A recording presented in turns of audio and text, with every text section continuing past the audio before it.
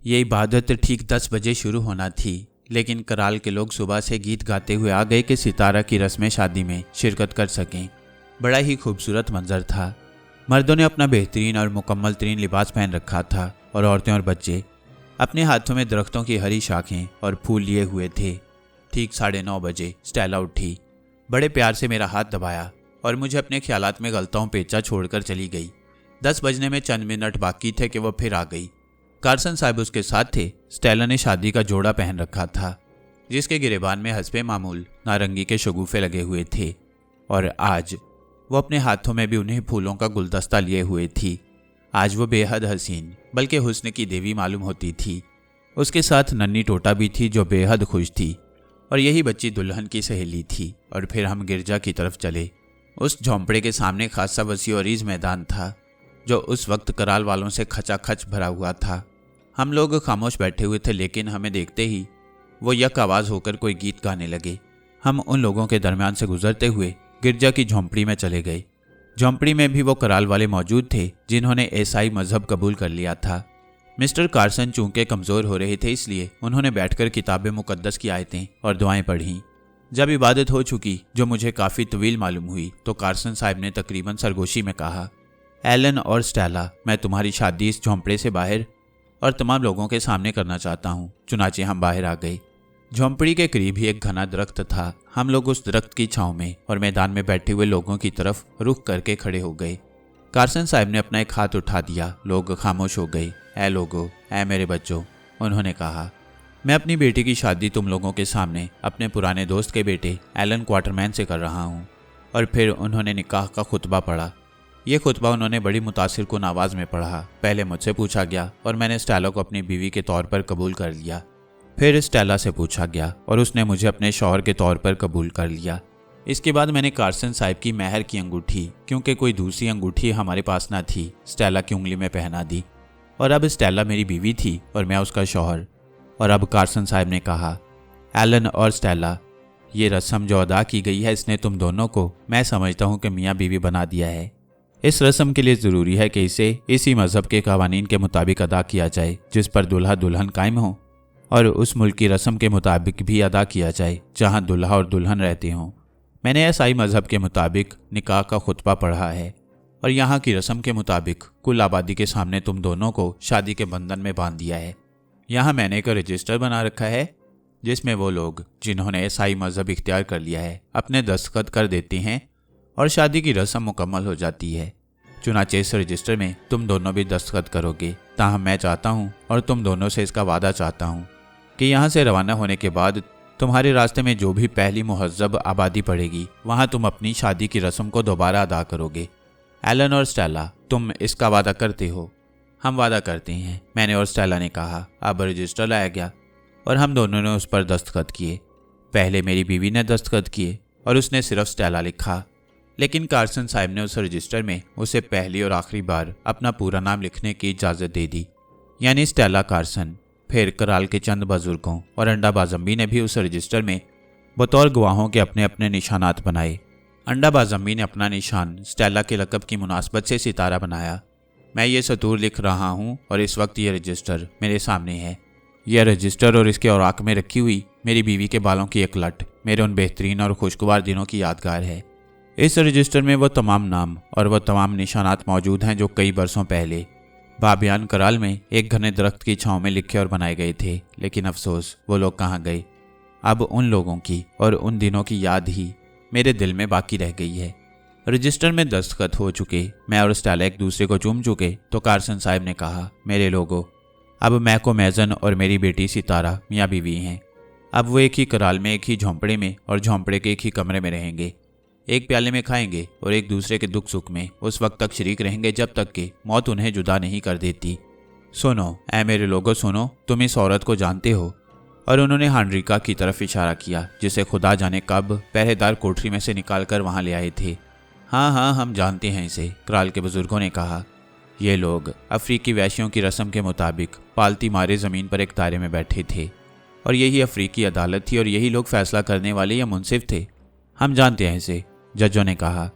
यह सफ़ेद बाबियान औरत है, इसका नाम हांड्रिका है और हमारे सरदार की बेटी सितारा की मुसाहिब ख़ास है। तुम इसे जानते हो, कार्सन साहब ने कहा, लेकिन पूरी तरह नहीं जानते। अंडाबा जम्बी आगे आओ और इन लोगों को बताओ कि गुज़िश्ता रात मैकोमेजन के झोंपड़े में क्या वाक़या हुआ। चुनांचे अंडाबा जम्बी आगे आया। वह जजों के सामने बैठ गया और गुज़िश्ता रात के वाक़यात बड़ी तफसील से बयान करने लगा। साथ ही साथ अपने बयान को पुरअसर बनाने के लिए वो हाथ हिलाता और एक्टिंग भी करता जाता कि जजों की नज़र में गुज़िश्ता रात के वाक़े का पूरा मंजर फिर जाए। आखिर में उसने अदालत में वो चाकू पेश कर दिया जिसे उसने संभाल कर रखा था और जिसे हांड्रिका ने मुझे कत्ल करने की कोशिश की।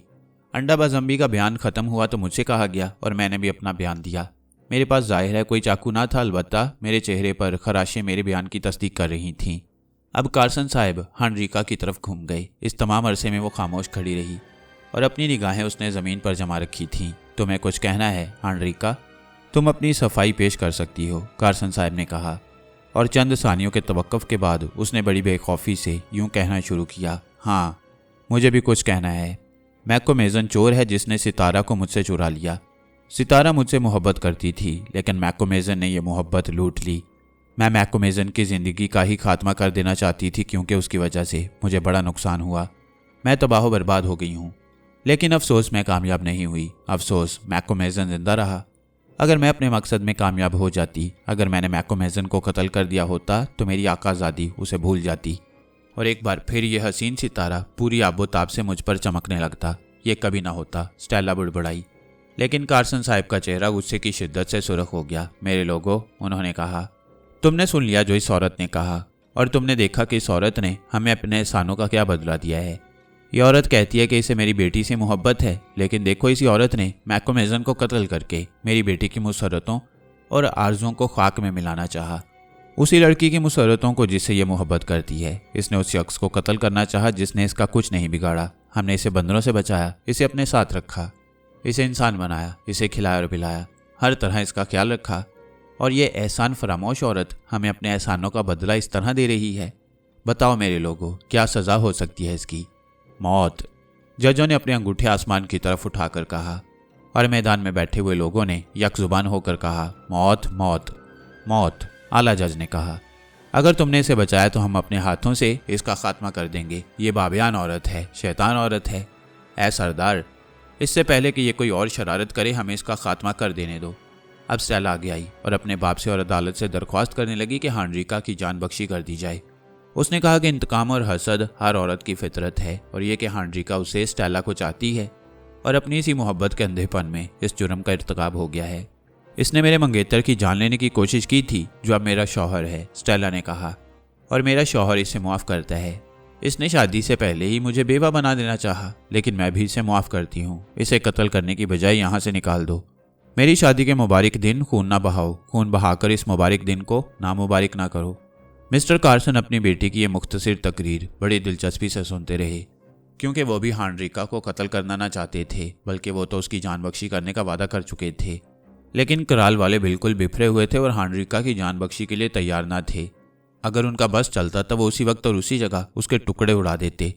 अंडाबा जम्बी ने हांड्रिका को बचाने की कोशिश ना की, बल्कि वो तो उल्टा लोगों को उकसाने लगा। अंडाबा जम्बी कराल में बड़ा होशियार और अक्लमंद मशहूर हो चुका था। चुनाचे वो उठा और बड़ी पुरजोर तकरीर की कि हांड्रिका को फौरन कत्ल कर दिया जाए, वरना उसने पेशन गोई की वो फिर शरारत करेगी। यकायक वहाँ एक हड़बोंग मच गया, मामला बिगड़ गया और दो जज हांड्रिका की तरफ दौड़ पड़े कि उसी वक्त उसका खात्मा कर दें। लेकिन स्टेला रो पड़ी। चुनाचे कार्सन साहब के अहकामात और स्टेला के आंसुओं ने आखिरकार लोगों का जोश कदरे ठंडा कर दिया और वो अपने इरादे से बाज रहे। इस तमाम अरसे में हांड्रिका नजरें झुकाए खामोशी और बेताल्लुकी से खड़ी रही।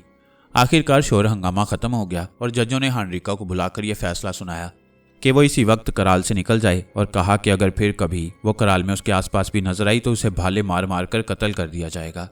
हांड्रिका ने खामोशी और सुकून से यह फैसला सुना और नीची आवाज़ और अंग्रेजी जुबान में रुक रुक कर स्टेला से कहा, आकाज़ादी, बेहतर होगा तुम इन लोगों को मुझे कत्ल करने की इजाज़त दे दो। हाँ, यही अच्छा है, यही मुनासिब है। तुम्हारे बगैर, तुम्हारी मोहब्बत के बगैर मैं फिर वैशी और जानवर बन जाऊंगी, मैं फिर बंदर बन जाऊंगी। स्टेला ने कोई जवाब नहीं दिया और लोगों ने हांड्रिका के हाथ पांव खोल दिए। वो चंद कदम आगे बढ़ी, चंद सानियों तक शदीद नफरत से कराल वालों की तरफ देखती रही और फिर वह पलट कर चल दी। और जब वह मेरे करीब से गुजर रही थी तो उसने एक नफरत की निगाह मुझ पर डाली और सरगोशी में कहा, अच्छा मैकोमेजन, दूसरे चांद तक। और मैं कांप गया। उस बंदर औरत के उन अल्फाज ने मुझे लर्जा दिया, क्योंकि मैं उसका मतलब समझ गया था। उसका मतलब साफ था। हानरिका के दिल में अब भी हसद की ज्वाला भड़क रही थी और उसका इंतकाम पूरा न हुआ था। हम दोनों के दरमियान अभी फैसला होना बाकी था। चुनाचे साबित हुआ कि हमने इस औरत पर रहम करके सख्त गलती की थी, लेकिन अब क्या हो सकता था। अब वक्त निकल चुका था। हानरिका की अल्फाज सुनकर मेरे चेहरे के जज्बात तब्दील हो गए। उसने मेरा चेहरा मुतगैर देखा तो भागती हुई मेरे करीब से हट गई, और जब वो अंडाबाज अम्बी के करीब से गुजर रही थी तो उसने हाथ बढ़ाकर अंडाबाज अम्बी के हाथ से अपना वो चाकू घसीट लिया जिससे उसने मुझे कत्ल करने की कोशिश की। चाकू अपने कब्जे में करके वो चंद कदम तक भागती चली गई। फिर वो रुक गई। वो पलटी और चंद सानियों तक स्टेला की तरफ देखती रही और फिर रंजो गम की एक चीख के साथ भाग पड़ी। थोड़ी देर बाद ही हम उसे एक अमूदी चट्टान पर चढ़ते देख रहे थे, जिस पर या तो बंदर चढ़ सकते थे या फिर हानरिका। देखो, अंडाबाज अम्बी ने मेरे कान में कहा, देखो मैकोमेजन, वो जा रही है। बाबियान फ्राउ। लेकिन मैकोमेजन, वो वापस आएगी, जरूर आएगी। तुमने मेरी क्यों ना सुनी? क्यों मेरे मशवरे पर ध्यान ना दिया? क्या हर दफा मेरी पेशन गोई सही साबित नहीं हुई? बाबियान फ्राउ को आज़ाद करके तुमने सख्त गलती की। और वो अपने कंधे झटक कर चला गया। चंद लम्हों तक मेरे दिल में अजीब हलचल मची रही, लेकिन हानरिका जा चुकी थी फिलहाल। और स्टेला, मेरी प्यारी शरीके हयात, मेरे करीब खड़ी हुई थी। वह मुस्कुरा रही थी और उसकी मुस्कुराहट ने मेरा खौफ दूर कर दिया। उस दिन मैं बहुत खुश था। आखिरकार मुझे वो मुसरत और सुकून मिल गया था जिसकी तलाश में हर शख्स रहता है, थोड़ी देर के लिए ही सही। शादी के बाद शायद ही किसी शख्स को इतनी मुसरतें और सुख मिले हों जितने के मुझे मिले। लेकिन ये दुनिया अजीब जगह है और यहाँ किसी को एक घंटे के लिए भी मुकम्मल खुशी नहीं मिलती। खुद हमारी शादी का दिन भी बजाते खुद हंगामा खेज था, क्योंकि हानरिका के मुकदमे का उसी दिन फैसला हुआ और उसके 3 ही दिन बाद कार्सन साहब बीमार पड़ गए। उस दिन हम रात का खाना खाने दरमियानी झोंपड़े में आए तो देखा कि कार्सन साहब सोफे पर दराज थे और उनकी जुबान बंद हो चुकी थी। मैंने समझ लिया कि उनका आखिरी वक्त आ गया है, लेकिन मेरा ये ख्याल गलत साबित हुआ। 4 दिनों में ही उनकी कुव्वत गोवियाई ऊद कर आई और वो हाथ पांव हिलाने लगे। उनकी याददाश्त उन्हें दोबारा न मिली। वो सिर्फ स्टेला को और कभी कभी मुझे भी पहचान लेते और बस। लेकिन ये अजीब बात थी कि वो नन्ही टोटा को हम दोनों से ज़्यादा पहचानते और कभी कभी वो उसे नन्ही स्टेला समझकर पूछा करते थे कि उसकी माँ कहाँ है। ये सिलसिला 7 दिनों तक जारी रहा। बड़े मियाँ दिन ब दिन ज़्यादा कमज़ोर होते गए, लेकिन बहरहाल जिंदा रहे। मैं जल्द अज जल्द अपनी बीवी को लेकर कराल से रुखसत हो जाना चाहता था, क्योंकि मुझे एहसास था कि यहाँ स्टेला की जान को खतरा लाहिक है। इसके अलावा उसकी सेहत भी उन दिनों कुछ बिगड़ने लगी थी। चुनाचे मैं जल्द अज जल्द मुहज़्ज़ब दुनिया में पहुँच जाना चाहता था, लेकिन क्या करता, मजबूरी थी। और आखिरकार कार्सन साहब की एक तवील अलालत का खात्मा एक अजीब ढंग से और फौरी तौर पर हो गया। एक शाम कार्सन साहब बिस्तर के करीब बैठे हुए थे कि हमने हैरत से देखा कि वो उठकर बैठ गए और अंग्रेजी जुबान और गूंजदार आवाज में बोले, हाँ, मैंने सुन लिया। मैंने तुम्हें मुआफ़ किया बेचारी, तुम्हें भी दुख बर्दाश्त करने पड़े। और फिर वो ढह गए। उनकी रूह कब से अंसरी से परवाज कर चुकी थी। मैं समझता हूँ कि कार्सन साहब ने ये अल्फाज अपनी बीवी से कहे। उनके मरते हुए दिमाग ने उनकी बीवी की तस्वीर उनकी नज़र के सामने ला खड़ी की थी। रंजो गम से स्टेला की हालत ख़राब हो गई। मेरे बाबियान कराल में आने से पहले कार्सन साहब स्टेला के तनहा साथी थे। चुनाचे स्टेला को उनसे जितनी मोहब्बत होगी उसका अंदाज़ा आप लगा सकती हैं। दोनों एक दूसरे के दुख सुख में शरीक रहे थे। चुनाचे उनका रिश्ता बाप और बेटी के अलावा दोस्ताना रिश्ता भी था। अपने बाप की मौत पर वो इस तरह रोई और उसके दिल को ऐसा सदमा पहुंचा कि मुझे खुद स्टेला की फिक्र हो गई कि मुबादा रंजोगम से उसका दिमाग उलट जाए। कार्सन साहब का मातम करने वाले हम ही दोनों ना थे, बल्कि तमाम कराल वाले उनका मातम कर रहे थे। औरतों के बैन से और सीना कोबी की आवाज़ों से फिजा थर्रा रही थी और मर्द खामोशी से आंसू बहा रहे थे। ये लोग कार्सन साहब को बाबा कहते थे और हकीकत में ऐसा ही मातम कर रहे थे जैसा कि औलाद अपने बाप का करती है। उनके सर झुके हुए थे और कह रहे थे, सूरज गुरूब हो गया है, अब सिर्फ सितारा स्टेला बाकी रह गई है। कार्सन साहब की मौत पर सिर्फ एक शख्स ने आंसू ना बहाए और वो था अंडाबाज अम्बी। उसने कहा कि अच्छा ही हुआ कि अनकोस सरदार मर गए, क्योंकि उसने कहा वो तख्ते की तरह पड़े रहते थे और जिंदा होते हुए भी मुर्दा थे। इसके अलावा उसने मजीद कहा, अगर वो चंद दिनों पहले ही मर गए होते तो ये हमारे हक में बेहतर होता। दूसरे दिन हमने कार्सन साहब को छोटे से कब्रिस्तान में दफन कर दिया जो आबशार के करीब था। तजहीज़ व तकफीन की रसूमात अदा की गई तो स्टेला ज़ारो की तार होने लगी और मैं बावजूद कोशिश के उसकी ढारस न बंधा सका। उस रात मौसम गर्म था। स्टेला झोंपड़ी में थी और मैं बाहर बैठा अपना पाइप पी रहा था कि अंडाबाज अम्बी आया और सलाम करके मेरे करीब फर्श पर पालती मारकर बैठ गया। मैकोमेजन, हम यहाँ से कब रवाना हो रही हैं? कहा नहीं जा सकता, मैंने जवाब दिया। सितारा फ़िलहाल सफ़र के काबिल नहीं है। और जब तक उसकी तबीयत ठीक नहीं हो जाती हमें इंतज़ार करना है। नहीं मैकोमेजन नहीं, जितना जल्द मुमकिन हो हमें यहाँ से चले जाना चाहिए। लेकिन सितारा से कहो कि वो ज़रा हिम्मत से काम ले। वो जवान है और कमज़ोर नहीं है, चुनाचे सफ़र के लिए तैयार हो जाना चाहिए। हम यहाँ से रवाना हो जाएंगे और फिर सब ठीक हो जाएगा। क्या ठीक हो जाएगा? ये तुम क्या कह रहे हो अंडाबाज अम्मी? हमें क्यों जल्द अज जल्द रवाना हो जाना चाहिए? अंडाबाज अम्मी ने चारों तरफ देखा और फिर बेहद नीची आवाज़ में कहा, इसलिए मैकोमेजन के बंदर वापस आ गए हैं। हज़ारों और लाखों की तादाद में वापस आ गए हैं। पहाड़ बंदरों से भरा हुआ है। वापस आ गए हैं क्या मतलब? यानी बंदर तो यहीं थे, वो गए ही कब थे? मैकोमेजन, बंदर चले गए थे। कब चले गए थे? तुम्हारी शादी के बाद वो सब के सब चले गए थे। शायद 2-4 रह गए हों, मगर अब वो सब के सब वापस आ गए हैं। मैं तो समझता हूँ कि दुनिया के तमाम बंदर यहाँ आ गए हैं। और मैंने देखा था कि पूरा पहाड़ बंदरों से स्याह हो रहा था। बस यही कहना था तुम्हें? मैंने पूछा, क्योंकि मैंने देखा कि वो कुछ और भी कहना चाहता था। अंडाबाज अम्मी, मैं बंदरों के टोले से नहीं डरता। मैकोमेजन, वो बाबियान फराओ हांड्रिका बंदरों के साथ है। अंडाबाज अम्मी ने तकरीबन सरगोशी में कहा, जब से हांड्रिका को कराल से निकाल दिया गया था तब से लेकर अब तक ना तो हमने उसे देखा और ना ही उसके मुतल्लिक कुछ सुना। इब्तदाई चंद दिनों तक तो हांड्रिका के ख्याल और उसकी धमकियों ने मुझे परेशान और खौफजदा रखा। लेकिन जैसे जैसे दिन गुजरते गए मेरा ये खौफ ज़ायल होने लगा और मैं हांड्रिका को भी भूल गया, क्योंकि पूरी तरह स्टेला और उसके वालिद की तरफ जो बीमार थे मुतवज्जा था। अब जब अंडाबाज अम्मी ने हांड्रिका का नाम लिया और कहा कि वो बंदरों के साथ थी तो मैं चौंका। ये तुम्हें कैसे मालूम हुआ? मैंने पूछा। ये मैं जानता हूँ मैकोमेजन। किस तरह जानते हो? क्या तुम्हारे जादू ने तुम्हें ये बात बताई है? नहीं, बल्कि मैं खुद अपनी आंखों से उसे बाबियान फराओ को देख चुका हूँ। बंदरों के साथ? हाँ मैकोमेजन, उसने बंदरों का लिबास पहन रखा था। बंदरों का लिबास? मेरा जी चाहा हंस पड़ूं लेकिन हंस ना सका। उसने बंदरों की खाल ओढ़ रखी है। अंडाबाज अम्मी ने सिलसिला कलाम जारी रखा, और अपना चेहरा काला कर रखा है।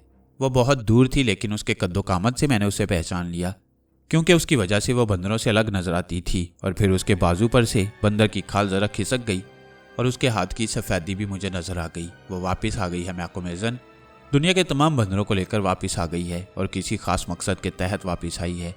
वो कोई शैतानियत करने वाली है। अब समझे मैकोमेजन कि हमें क्यों जल्द अज जल्द रवाना हो जाना चाहिए? हाँ अब समझा, मैंने कहा। हालांकि ये समझ में नहीं आता कि हांड्रिका और बंदर हमें क्या नुकसान पहुंचा सकती हैं। ताहम बेहतर यही है कि हम जल्द अज जल्द यहाँ से रवाना हो जाएं। अगर ज़रूरत हुई तो हम रास्ते में किसी जगह चंद दिनों के लिए पड़ाव डाल देंगे। स्टेला की हालत ऐसी है कि खैर सुनो अंडाबाज अम्मी, ये बातें सितारा से ना कहना, भूल कर भी ना कहना। मैं उसे खौफजदा करना नहीं चाहता। और सुनो, फ़ौरन कराल के बुजुर्गों के पास जाकर इस मामले में उनसे बातचीत करो और झोंपड़ी और बाग के चारों तरफ आदमियों को मुतय्यन कर दो। उनसे कहो कि ये लोग रात और दिन यहाँ पहरा देते रहें, होशियार और चौकन्ने रहें और 1 मिनट के लिए भी कहीं ना जाएं। कल हम छकड़े तैयार करेंगे और परसों रवाना हो जाएंगे। अंडाबाज अम्मी ने अपना सर हिलाया और फ़ौरन ही उठकर मेरे अहकामात की तामील करने रवाना हो गया। उसके इस इंकशाफ ने मुझे खौफजदा और परेशान कर दिया। मैं उठकर स्टेला के पास पहुंचा और बंदरों की आमद के मुतालिक कुछ ना बताते हुए बगैर किसी तमहीद के कहने लगा, स्टेला, मैं तमाम वाक़यात पर गौर करता रहा हूँ और आखिरकार इस नतीजे पर पहुंचा हूँ कि हमें फ़ौरन यहाँ से रवाना हो जाना चाहिए। तुम्हारे वालिद ने भी कहा था कि हम उनके इंतकाल के बाद फ़ौरन यहाँ से चले जाएं और इसका हमने उनसे वादा भी किया है। चुनाचे उनकी हदायतों पर अमल करना और अपना वादा वफा करना हमारा फ़र्ज़ है। हमें फ़ौरन बाबियान कराल से रुखसत हो जाना चाहिए। स्टेला चंद सानियों तक खामोश रही और फिर हम दोनों के दरमियान इस मामले के मुतालिक खासी बहसा बहसी होती रही। आखिर में स्टेला मेरे साथ चलने को तैयार हो गई। और सच तो ये है एलन, उसने कहा कि अब्बा के इंतकाल के बाद यहाँ मेरा दिल नहीं लगता। तुम मेरी फिक्र ना करो, मैं तंदुरुस्त हूँ और सफ़र आसानी से कर सकूँगी। उस रात कोई वाक़या न हुआ। दूसरे दिन अल्लाह सुबह बेदार होकर मैंने सामान्य सफ़र दुरुस्त करना शुरू कर दिया। कराल वालों को जब मालूम हुआ कि हम उन्हें छोड़कर जा रहे हैं तो उन पर गम का पहाड़ सा टूट पड़ा। उनके मुंह लटक गए और आंखों से उदासी झांकने लगी। भाइयों, मैंने उन्हें तसल्ली देने की कोशिश करते हुए कहा, हम लोग सिर्फ एक सफ़र पर जा रहे हैं और आइंदा साल वापस आ जाएंगे। मैकोमेजन, कराल वालों ने कहा, हम बाबा और सितारा के साए में रहे हैं। हाँ, उस वक्त से रहे हैं जब हम बच्चे थे। हम बेखानमा और बेवतन थे। हम आवारा भटक रहे थे, हत्ता कि हमारे पास एक चिटाई तक न थी कि उसे बिछाकर उस पर लेट सकते। लेकिन बाबा ने हमें खुशामदीद कहा, बाबा ने हमें पनाह दी और यहाँ हम खुशहाल रहे और मोटे हो गए। फिर बाबा मर गए और उनकी बेटी सितारा ने मैकोमेजन तुमसे शादी कर ली और हम इस ख्याल से खुश थे कि तुम बाबा की जगह ले लोगे और अब हम तुम्हारे साए में रहेंगे। लेकिन अब तुम जा रहे हो तो फिर हम क्या करेंगे? कौन हिफाजत करेगा हमारी? दूसरे कबाइल ने अब तक हम पर हमला नहीं किया क्योंकि बाबा हमारे साथ थे और कबाइल सफ़ेद फार्मों से डरती हैं, लेकिन अगर तुम चले गए तो दूसरे कबाइल हमें खा लेंगे। अफसोस उनका खौफ बेबुनियाद ना था। दोपहर के वक्त मैं खाना खाने झोंपड़ी में पहुंचा तो स्टेला ने कहा कि वो दोपहर के वक्त अपना सामान बांध लेगी। चुनाचे मैंने उसे फिलहाल ये कहना और खबर करना मुनासिब ना समझा कि वो अकेली बाहर ना जाए। खाने से फारिग होकर मैं बाशिंदों के कराल में पहुंचा कि वो मवेशी जो कार्सन साहब की मलकियत थे कराल वालों के मवेशियों से अलग कर लूं। मैं उन मवेशियों को अपने साथ ले जाना चाहता था। काफ़ी बड़ा रिवर था, चुनाचे उन्हें अलग करने में ज़रूरत से ज़्यादा वक्त लग गया। आखिरकार सूरज गुरूब होने से कुछ देर पहले मैंने आजिज़ आकर यह मामला अंडा बाजम्बी के सुपुर्द किया और घोड़े पर सवार होकर घर की तरफ चल दिया। वहां पहुंचकर मैंने अपना घोड़ा उस लड़के के हवाले किया जो साइस की खिदमत इंजाम देता था और खुद झोंपड़ी में दाखिल हो गया। स्टेला वहां ना थी। हालांकि वो चीज़ें जिन्हें वो बांध रही थी फर्श पर बिखरी पड़ी थीं। मैं पहले ख्वाबगाह में पहुंचा और फिर यके बाद दीगरे पकिया झोंपड़ियों में गया, लेकिन स्टेला का कहीं पता न था। चुनाचे में बाहर आया और बाग में काम करते हुए एक हबशी से मैंने पूछा कि उसने स्टेला को तो नहीं देखा। हाँ देखा है, उसने जवाब दिया। कहाँ है, मैंने पूछा। जब सूरज वहां था उसने उफक की तरफ उंगली उठा दी। वहां सूरज 1.5 घंटे पहले होगा। तो सितारा तुम्हारी बेटी मतलब टोटा के साथ बाहर आई। उसके हाथ में फूल थे। दोनों उस तरफ चले गए। उनके साथ 2 कुत्ते भी थे। मैं पलटकर कब्रिस्तान की तरफ भागा जो झोंपड़ी से पाव मील के फासले पर था। कब्रिस्तान के करीब पहुंचा तो मेरी मुलाकात एक दूसरे काफिर से हुई। ये उन लोगों में से था जिन्हें कराल के गिर्द पहरे के काम पर लगाया गया। ये शख्स अपनी आंखें मल रहा था और जमाइयाँ ले रहा था। चुनाचे साफ जाहिर था कि वो सो गया था और अभी अभी बेदार हुआ था। मैंने उसे पूछा कि उसने सितारा को देखा था कहीं। उसने मेरे सवाल का जवाब नफी में दिया। मैं भागता हुआ कब्रिस्तान में पहुंचा। कार्सन साहब की कब्र पर वो फूल पड़े मुरझा रहे थे जो स्टेला ने चढ़ाए थे और पत्थरों पर ताज़ा उगी हुई फफूंदी पर टोटा के चरमी चप्पलों के जो उसने पहन रखे थे निशानात भी मौजूद थे। लेकिन सवाल ये था कि खुद वो दोनों कहाँ थे। मैं कब्रिस्तान से बाहर आया और अपने फेफड़ों का पूरा जोर लगाकर स्टेला और टोटा को पुकारने लगा। उधर वो काफिर जिसमें अपने साथ लाया था बेकार ही ना खड़ा हुआ था, बल्कि कदमों के निशानात तलाश करता हुआ आहिस्ता आहिस्ता आगे बढ़ रहा था। कदमों के निशानात पर चलता हुआ वो झाड़ियों के एक झुंड के करीब पहुंच गया। ये झुंड कब्रिस्तान से 100 गज के फासले पर और संगे मरमर की कान और चश्मे के दरमियान था और आबशार के ऐन ऊपर और खड के धाने पर। वहां पहुंचकर वो काफिर चौंका और घबराई हुई आवाज में मुझे पुकारने लगा। मैं दौड़ता हुआ वहां पहुंचा और पत्थर बन गया। झाड़ियों के दरमियान मुख्तसर सी जगह थी और यहाँ जिद्दोजहद के आसार साफ जाहिर थे। उस जगह नरम मिट्टी में 3 इंसानों के कदमों के निशान थे। उनमें से 2 ने चप्पल पहन रखे थे और तीसरा नंगे पांव, और ये निशानात थे टोटा, स्टेला और हांड्रिका के कदमों के। सिर्फ यही नहीं, वहाँ कुछ और भी पड़ा हुआ था। ये 2 कुत्तों की धज्जियाँ थीं, सही मायनों में धज्जियाँ थीं। करीब ही एक बंदर बड़ा आखिरी सांस ले रहा था। कुत्तों ने उसके हलक में काट लिया था और चारों तरफ बंदरों के पंजों के अनगिनत निशानात थे। और अब यह पूरा वाकया मेरी समझ में आ गया। मेरी बीवी और टोटा को बंदर उठा कर ले गए थे। बंदरों ने उन दोनों का खात्मा न किया था। अगर ऐसा हुआ होता तो उन दोनों की भी मस्कशुदा लाशें कुत्तों की धज्जियों के करीब पड़ी हुई होती। चुनाचे वो उन दोनों को जिंदा ही उठा ले गए। बंदर हांड्रिका की सरदारी में यहाँ आए। उस बंदर औरत की हदायतों पर अमल किया और उसी के हुक्म से वो स्टेला और टोटा को घसीटते हुए किसी खुफिया भिट में ले गए कि उन्हें उस वक्त तक वहां रखेंगे जब तक कि वो दोनों मर नहीं जाते, या वो उन दोनों का खात्मा वहां भिट में पहुंचकर कर देना चाहते थे। एक लम्हे तक मैं इस सदमे से बुत बना खड़ा रहा। मेरे हवास बिल्कुल ही परागंदा हो चुके थे। फिर मैं संभला। जाहिर है कि यूं हवास बाख्ता होने से कुछ न हो सकता था। मैंने काफिर को कराल की तरफ लोगों को खबरदार करने के लिए दौड़ा दिया और उससे कहा कि वो लोगों से कह दे कि वो मुसल्ला होकर और मेरी बंदूक और बारूद लेकर यहाँ आ जाएं। काफिर हवा की सी तेजी से कराल की तरफ भाग पड़ा और मैं कदमों के निशानात के सहारे आहिस्ता आहिस्ता आगे बढ़ने लगा। चंद गज तक निशानात साफ थे और ये बात भी साफ थी कि स्टेला को घसीटा गया था। टोटा को मैं समझता हूँ बंदरों ने या शायद हांड्रिका ने उठा लिया। बहरहाल उसके कदमों के निशानात न थे। चश्मे के किनारे पहुंचकर ये निशानात गायब हो गए। यहाँ चश्मा गहना न था, चुनाचे उस शैतानी टोले ने उसे अबूर कर लिया। कम से कम हांड्रिका अपने शिकार को लेकर चश्मे में उतर गई कि हम उसके कदमों के सुराग न पा सकें। चश्मे की तह में पड़ा हुआ एक पत्थर किसी की ठोकर से उलट गया था, क्योंकि उसका वो हिस्सा जिस पर काई जमी हुई थी नीचे की तरफ और बेकाई का हिस्सा ऊपर की तरफ था। मैं चश्मे के किनारे कुछ दूर तक इस उम्मीद में भागता रहा कि शायद मुझे हांड्रिका, स्टेला और टोटा कहीं नजर आ जाएं। दफतन ऊपर की चट्टानों में से एक बंदर के बोलने की आवाज़ सुनाई दी, एक लंबी सी चीख, और फौरन ही उसका जवाब आया। और अब मैंने देखा कि चारों तरफ बंदर गिरोह दर गिरोह चट्टानों में छुपे हुए थे। और अब वो मेरा रास्ता रोकने के लिए बड़े इत्मीनान से आहिस्ता आहिस्ता ढलानों पर से उतर रहे थे। आगे बढ़ना खतरे से खाली न था क्योंकि मैंने हत्या था। अगर मैं आगे बढ़ता तो मेरा भी वही हशर होता जो दोनों कुत्तों का हुआ। चुनाचे मैं पलटकर झोंपड़ियों की तरफ भागा। करीब पहुंचा तो देखा कि मेरा पैगाम्बर वहां पहुंच चुका था और कराल वाले भाले और डंडे उठाए अपने अपने कराल से निकलकर हमारे कराल की तरफ भागे आ रहे थे। मैं अपनी झोंपड़ी के करीब पहुंचा तो अंडा जम्बी को मौजूद पाया। उसके बुशरे से संजीदगी यहाँ थी। मैकोमेजन, तो मुसीबत आ ही गई, उसने कहा। हाँ, आ गई अंडा जम्बी, मैंने जवाब दिया। मायूस ना हो मैकोमेजन, वो बोला। ना तो तुम्हारी बीवी मरी है और ना नन्ही। इससे पहले कि वो मर जाएं, हम उन्हें तलाश कर लेंगे। ये याद रखो कि हानरिका तुम्हारी बीवी को दीवानावार चाहती है। चुनाचे वो ना तो खुद उसे कोई नुकसान पहुंचाएगी और ना बंदरों को इसकी इजाज़त देगी। वो सितारा को तुमसे छुपाने की कोशिश करेगी और बस खुदा करे कि ऐसा ही हो, मैंने कहा। और खुदा करे कि हम जल्द ही उसे तलाश करने में कामयाब हो जाएं, क्योंकि दिन तो ख़त्म हो रहा है। 3 घंटों बाद चांद तुलू होगा और हम उसकी रोशनी में सितारा को तलाश करेंगे, अंडा जम्बी ने कहा। चुनाचे इस वक्त रवाना होना फजूल है। वो देखो सूरज गुरूब हो चला है। आओ हम लोगों को जमा करें, कुछ खा पी लें और तैयारियां मुकम्मल कर लें। लेकिन हम बागाशी मैकोमेजन, हम बागाशी, मतलब ये कि उजलत से काम ना लो या जल्दी ना करो, मगर आहिस्ता आहिस्ता और सोच समझ कर। चूंकि और कोई चारा ही ना था इसलिए मैंने अंडा जम्बी के मशवरे पर अमल किया। मेरी हालत गैर हो रही थी, चुनाचे मैं एक लुकमा भी ना खा सका। अलबत्ता मैंने अपने साथ ले चलने के लिए थोड़ा सा खाना बांध लिया जो स्टेला और टोटा के लिए था। फिर मैंने रस्सा और एक डोली सी निकाल कर बाहर रख दी। अगर हमने उन्हें तलाश कर लिया तो फिर जाहिर है स्टेला और टोटा भी चलने के काबिल ना होगी। अगर तलाश कर लिया तो इस अगर ने मेरे दिल पर घोंसा सा रसीद कर दिया और मैं बेताब हो उठा और वक्त तो जैसे थम गया था। आखिरकार चांद तुलू हुआ और हम चल पड़े। हम 100 आदमी थे और हमारे पास सिर्फ 5 बंदूकें। एक तो वही मेरी हाथी मार बंदूक और बकिया 4 बंदूकें मरहूम कारसन साहब की थीं।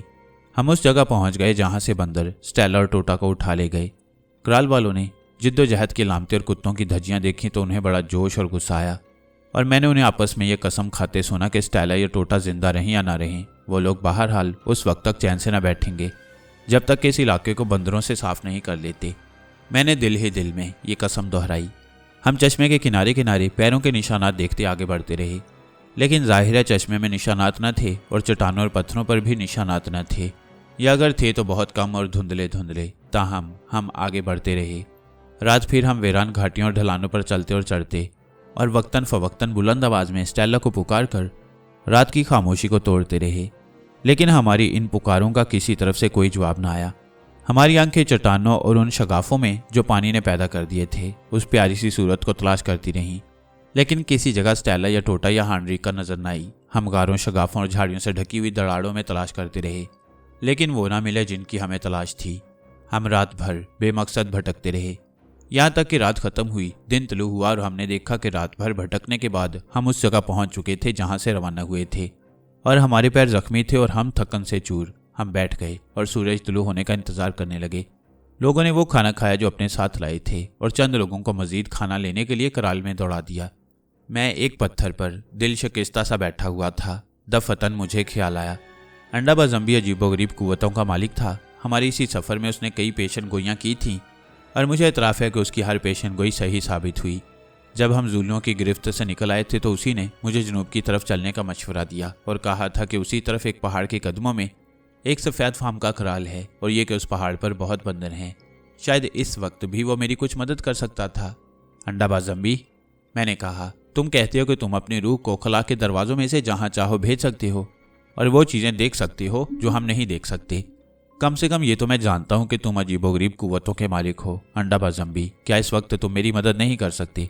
अगर इस वक्त तुमने मेरी मदद की और मेरी बीवी को बचा लिया तो मैं उन मवेशियों में से जो मेरे पास हैं आधे तुम्हें दे दूंगा। मैकोमेजन, मैंने इस किस्म का कोई दावा कभी नहीं किया। बेशक मैं अजीबोगरीब काम करता हूँ, लेकिन उनके मुतालिक कुछ कहता नहीं। इसके अलावा मैं आम विच डॉक्टरों की तरह अपने काम की उजरत भी तलब नहीं करता। ये अच्छा हुआ मैकोमेजन कि इस वक्त तुमने मेरी मदद तलब की, क्योंकि तुम्हारी दरख्वास्त के बगैर अपना इल्म इस्तेमाल न करता। हाँ, सितारा और तुम्हें बचाने के लिए भी नहीं, क्योंकि अगर मैं ऐसा करता तो मेरी रूह मुझसे खफा हो जाती। हालांकि मुझे तुमसे मोहब्बत है, लेकिन मैं खुद तुम्हें बचाने के लिए अपना इल्म अपनी मर्जी से इस्तेमाल न करता। दूसरे मामलात में जिनके मुतालिक मैंने पेशन गोई की थी और तुम्हारी मदद की थी, मैं खुद भी अपना किरदार अदा कर रहा था उन मामलात का ताल्लुक तुम्हारी ज़ात से था, उतना ही मेरी ज़ात से था। उस वक्त सिर्फ तुम्हारी नहीं बल्कि मेरी भी ज़िंदगी और मौत का सवाल था। लेकिन ये तुम्हारा ज़ाती मामला है जिससे मुझे कोई ताल्लुक नहीं है। चुनाचे तुम्हारी दरख्वास्त के बगैर मैं तुम्हारी मदद न करता। इसके अलावा अगर तुमने गुज़िश्ता कल या थोड़ी देर पहले ये दरख्वास्त की होती तो मैं उस वक्त भी कुछ न कर सकता, क्योंकि वह दवाई जिसकी मुझे तलाश थी मुझे अभी अभी मिली है। और उसने मुझे किसी पौधे की पत्तियां दिखाईं जो उसकी मुट्ठी में थीं। उस पत्तियों पर कांटे थे और ऐसी पत्तियां मैंने पहले कभी ना देखी थीं। अब मैकमेजन, उसने कहा, इन लोगों से कहो कि हमें थोड़ी देर के लिए तन्हा छोड़ दें और फिर तुम चश्मे के किनारे मेरे पास आ जाओ। मैंने उसकी हदायतों पर अमल किया। कराल वालों को वहीं ठहरने का हुक्म देकर चश्मे के किनारे पहुंचा तो देखा अंडा बजम्बी एक मुख्तसर सी जगह में और एक दरख्त की छांव में आग जलाने में मसरूफ था। वहां बैठ जाओ मैकमेजन। उसने अलाव के करीब पड़े हुए एक पत्थर की तरफ इशारा किया। तुम्हें ख्वाब कुछ ही क्यों ना नजर आए, जरा भी हैरत ज़दा और खौफजदा ना होना। अगर तुम चीख पड़े तो फिर हम कुछ मालूम ना कर सकेंगे। मैं पत्थर पर बैठ के और देखने लगा कि क्या होता है। जब आग पूरी तरह सुलग गई तो बूढ़े अंडा बजम्बी ने एक अजीब हरकत की। वो मेरे सामने बिल्कुल नंगा हो गया। फिर वो चश्मे में उतरा और एक डुबकी लगाई और चश्मे में से निकलकर सर्दी से कांपता हुआ अलाव के करीब आया और उन पत्तियों को जिन्हें वह मुझे दिखा चुका था अपने मुंह में डालकर चबाने लगा। बाकी पत्तियां उसने आग में फेंक दी। पत्तियों के आग में गिरते ही अलाव से धुआं उठने लगा। अंडा बजम्बी ने उस धुएं में अपना सर दे दिया। वो लंबी लंबी सांसें लेकर पत्तियों के धुएं को अपने फेफड़ों में पहुंचाता रहा, यहाँ तक कि उसके बुशरे से वो आसार अयां हो गए जो उस शख्स के बुशरे से अयां हो जाते हैं जिसका दम घुट रहा हो। उसके गले और सीने की रगें उभर आईं। उसकी आंखों से पानी बहने लगा और वो यूं उबल आईं कि मालूम होता था हल्कों में से निकल आएंगी। दफतन वो अपने पहलू के बल गिरा और बेहोश पड़ा रहा। मैं घबरा गया और मैं उठकर उसकी तरफ दौड़ने ही वाला था कि मुझे उसकी हदायत याद आ गई कि कुछ भी हो जाए मैं ना हैरतज़दा हूँगा और ना खौफज़दा। चुनाचे मैं जहाँ था वहीं बैठा रहा। अंडा बजम्बी मेरे सामने मुर्दे की तरह पड़ा हुआ था। उसके अज़ा में वही ढीलापन था जो मौत के सर्द हाथ के छूते ही आ जाता है। लेकिन अभी मैं देख ही रहा था कि उसके अज़ा अकड़ने और ईंठने लगे और मैंने हैरत से देखा कि वो फिर ढीले पड़ गए और इस दफ़ा अंडा बजम्बी के सीने पर वो दाग पैदा हो गया जो लाश के सड़ने से पैदा हो जाता है। सड़ने का ये दाग फैलने लगा। 3 ही मिनट बाद अंडा बजम्बी की सड़ी हुई लाश मेरे सामने पड़ी हुई थी। मैं खामोश और बेहरकत बैठा ये तमाशा देख रहा था और सोच रहा था कि मेरी नज़र के सामने ही अंडा बजम्बी का जिस्म खाक बन जाएगा। मैं देख रहा था कि उसके जिस्म की सड़न दूर होने लगी। पहले सड़न के आसार उंगलियों पर से, फिर दूसरे अज़ा पर से और आखिर में उसके धड़ पर से दूर हो गई। इसके बाद एक बार फिर उसके अज़ा में फिर ढीलापन आ गया। वो तीसरी दफ़ा अकड़ गए, फिर ढीले पड़ गए। थोड़ी देर बाद ही अंडा बजम्बी ने आंखें खोल दी। उसके बदन से मौत की अलामतें दूर हो चुकी थीं। वो उठकर बैठ गया। मैं इस कदर हैरत ज़दा था कि मेरा मुंह खुला था और उससे एक लफ्ज़ न निकल रहा था। मैकमेजन, उसने बड़े मज़ाक़ खेज़ अंदाज में सर हिलाकर कहा। सब ठीक है, मैंने उसे देख लिया है। किसे देख लिया है? तुम्हारी बीवी सितारा को और उस नन्ही लड़की को। दोनों बेहद खौफज़दा हैं लेकिन महफूज हैं। बाबियान फराओ उनकी हिफाजत कर रही है। वो पागल हो चुकी है लेकिन बंदर उसका हुक्म मानते हैं। चुनाचे उन्होंने सितारा और नन्ही को कोई नुकसान नहीं पहुंचाया। सितारा थक कर सो गई है। चुनाचे मैंने उसके कान में कह दिया है कि वो घबराई नहीं, क्योंकि तुम उसे बचाने आ रही हो और जल्द ही उसके पास पहुंच जाओगे। मैंने उसे ये भी कह दिया कि जब तक तुम नहीं पहुंच जाते वो हांड्रिका को खुश रखे और उसे अपने पास से हटने न दे। तुमने उसके कान में कहा? यह कैसे हो सकता है? कैसे तुम उसके कान में कुछ कह सकते हो? मैकमेजन, भला मैं तुम्हारी नज़र के सामने मर क्यों गया था? मेरी लाश सड़ने क्यों लगी थी? ये जानते हो तुम? नहीं। अच्छा, बताता हूँ। खलाओं के दरवाज़ों में से गुजरने के लिए मुझे मरना पड़ा और सितारा से बात करने के लिए मुझे अपनी तमाम तर जिस्मानी कुव्वतों और अपनी जान को जिस्म से निकालना बड़ा ही खतरनाक और नाजुक मामला था। ये मैकमेजन, अगर मैंने ज़रा भी बदएहतियाती की होती तो मैं मर जाता।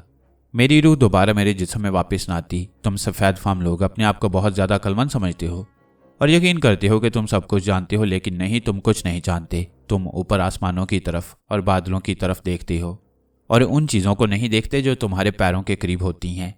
अभी तुम्हें मेरी बातों पर यकीन नहीं आ रहा। बहुत अच्छा मैकमेजन, तुम्हारे पास सितारे की कोई चीज़ है? ऐसी चीज़ जिसे सितारा ने पहना या छुआ हो? मैं एक लम्हे तक सोचता रहा और फिर कहा, उसके बालों की एक लठ है मेरे पास, लाओ मुझे दो। मैंने स्टेला के वो बाल जो मेरी जेब में ही थे अंडा बजम्बी को दे दिए। वो अलाव के करीब पहुंचा और बालों को शोलों पर पकड़े रखा, यहाँ तक कि वो सुलग उठे और राख होकर गिरने लगे। और ये राख अंडा बजम्बी ने अपने दूसरे हाथ में जमा कर ली। उसने ये राख उन पत्तियों के रस में, जिनका जिक्र मैं कर चुका हूँ, हल करके चूरन सा बनाया। अब मैकमेजन, अपनी आंखें बंद कर लो, वो बोला। मैंने अपनी आंखें बंद कर ली। अंडा बजम्बी ये चूरन मेरे पपोटों पर मरने लगा। इब्तिदा में तो मेरी आंखों में सख्त जलन हुई, और फिर मेरा सर घूमने लगा। थोड़ी देर बाद ही असर ज़ायल हो गया और मेरा दिमाग साफ हो गया, लेकिन मैं अपने पैरों तले ज़मीन न महसूस कर रहा था। अंडाबाज अम्मी ने मेरा हाथ पकड़ा और मुझे चश्मे के किनारे ले गया। मेरे अन कदमों में शफाफ पानी की चादर चमक रही थी। मैकमेजन, उस पानी में देखो, उसने कहा। उसकी आवाज़ खोखली थी, जैसे कहीं दूर से आ रही थी। मैंने देखा, पानी रोशनाई के रंग का हो गया, फिर वह साफ हो गया और उसमें मैंने एक तस्वीर देखी। मैंने देखा कि एक गार है जिसमें आग जल रही है और गार की दीवार से टेक लगाए स्टेला बैठी हुई है। उसका लिबास फटा हुआ है और रंग खौफनाक हद तक जर्द। वह बेहद थकी हुई मालूम होती है। उसके पपोटे सुरख हैं, जैसे वो रोती रही है, लेकिन इस वक्त वो सो रही है और मैंने देखा कि उसके होंठ हिले। मैं उसकी आवाज़ तो ना सुन सका, लेकिन होंठों की जुम्बिश से मालूम हुआ कि वह नींद में मेरा नाम पुकार रही है। उसके करीब ही टोटा थी। उसका सर स्टेला के सीने पर टिका हुआ था और उसे सर्दी से बचाने के लिए एक खाल उड़ा दी गई। टोटा जाग रही थी और गालिबन खौफ से कराह रही थी। अलाव के करीब और ऐसे रुख कि आग की रोशनी पूरी तरह उसके चेहरे पर पड़ रही थी। हांड्रिका बैठी हुई थी। वो काठ के बर्तन में कुछ पका रही थी। उसने बंदर की खाल पहन रखी थी और अपने चेहरे पर किसी किस्म की कालक लगा रखी थी जो अब उड़ने लगी थी। हांड्रिका बार बार स्टेला की तरफ देख लेती और उसकी आंखों में वैश्याना चमक थी, ऐसी चमक जो पागलों की आंखों में नजर आती है। लेकिन जब वो स्टेला की तरफ देखती तो उसकी आंखों में पागलपन के अलावा मोहब्बत और परस्तिश का जज्बा भी नजर आ जाता। और फिर वो टोटा की तरफ देखती और नफरत और गुस्से से दांत पीसने लगती। गार के धाने से बंदर झांक रहे थे। थोड़ी देर बाद ही हांड्रिका ने कुछ इशारा किया। उसने सिर्फ इशारा किया, मुंह से कुछ न कहा, क्योंकि वो स्टेला को बेदार करना न चाहती थी। और एक बंदर छलांग लगाकर गार में आ गया और हांड्रिका ने वो दूसरा चौबी प्याला जो उसके करीब ही पड़ा हुआ था उठाकर बंदर को दे दिया। बंदर ये प्याला लेकर गार से निकल गया। अब ये तस्वीर जो मुझे पानी में नजर आ रही थी गायब होने लगी। मैंने उसी बंदर को प्याला उठाए गार में वापस आते देखा। प्याले में पानी भरा हुआ था। फौरन ही तस्वीर गायब हो गई। मैं एक बार फिर अपने आप में था। मेरे कदमों में शफाफ पानी चमक रहा था और अंडाबाज अम्मी मेरे करीब खड़ा हुआ था। कुछ देखा तुमने मैकमेजन? हाँ देखा, मैंने जवाब दिया और तस्वीर के मुतल्लिक कुछ भी पूछना मुनासिब ना समझा। आखिर पूछने से फ़ायदा भी क्या था। अंडाबाज अम्मी, चंद सानियों के तवक्कुफ के बाद मैंने पूछा, उस गार तक जाने का रास्ता जानते हो? अंडाबाज अम्मी ने अपना सर हिलाया। मेरी रूह उस रास्ते से न गई थी क्योंकि यह रास्ता तवील और पुरपेच है, उसने जवाब दिया। ताहम मैं उस रास्ते से वाकिफ़ हूँ, रस्सों की ज़रूरत पड़ेगी। तो फिर हमें फ़ौरन रवाना हो जाना चाहिए, कराल वाले खाना खा चुके होंगे। अंडाबाज अम्मी ने फिर अपना सर हिलाया। चुनाचे मैंने कराल वालों के पास जाकर उनसे कहा कि वो चलने की तैयारी करें और उन्हें यह भी बताया कि अंडाबाज अम्मी रास्ते से वाकिफ़ है। चुनाचे हम रवाना हो गए। हम घाटी में चश्मे के किनारे किनारे चलते रहे। 1 घंटा तक चलते रहने के बाद अंडाबाज अम्मी दफातन एक तरफ मुड़ गया। अब हम एक तंग शगाफ में थे जो ऊपर की तरफ जा रहा था। चुनाचे हम एक से दूसरे शगाफ में दाखिल होते रहे। अंडाबाज अम्मी हमारी राहबरी कर रहा था। आखिरकार 3 घंटों तक चलते रहने के बाद हम उस अजीम चट्टान की जो बाबियान चोटी कहलाती थी जनूबी घाटी में पहुंच गए।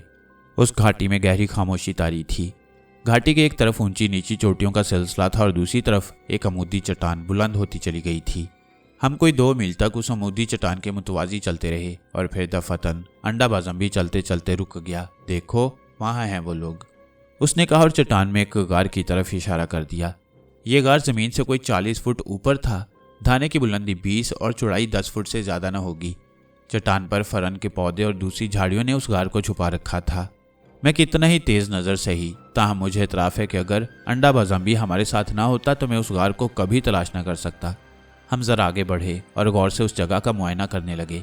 ये चट्टान जो बहुत ज्यादा मुदी न थी, बंदरों की मुसलसल आमदोरफ्त से घिस गई थी। और दूसरी बात यह नजर आई कि ढलान की चोटी के करीब झाड़ी से कोई सफ़ेद चीज लटक रही थी। ये एक जनाना रुमाल था। अब किसी शक्को शुबा की गुंजाइश बाकी ना रह गई थी। धड़कता दिल लिए मैं ऊपर चढ़ने लगा। इब्तदाई 20 फुट तक चढ़ाई कुछ मुश्किल ना थी क्योंकि चट्टान ढलवान थी। बाद के 10 फुट का चढ़ाव बहुत मुश्किल था, लेकिन होशियार और फुर्तीले शख्स के लिए नामुमकिन ना था।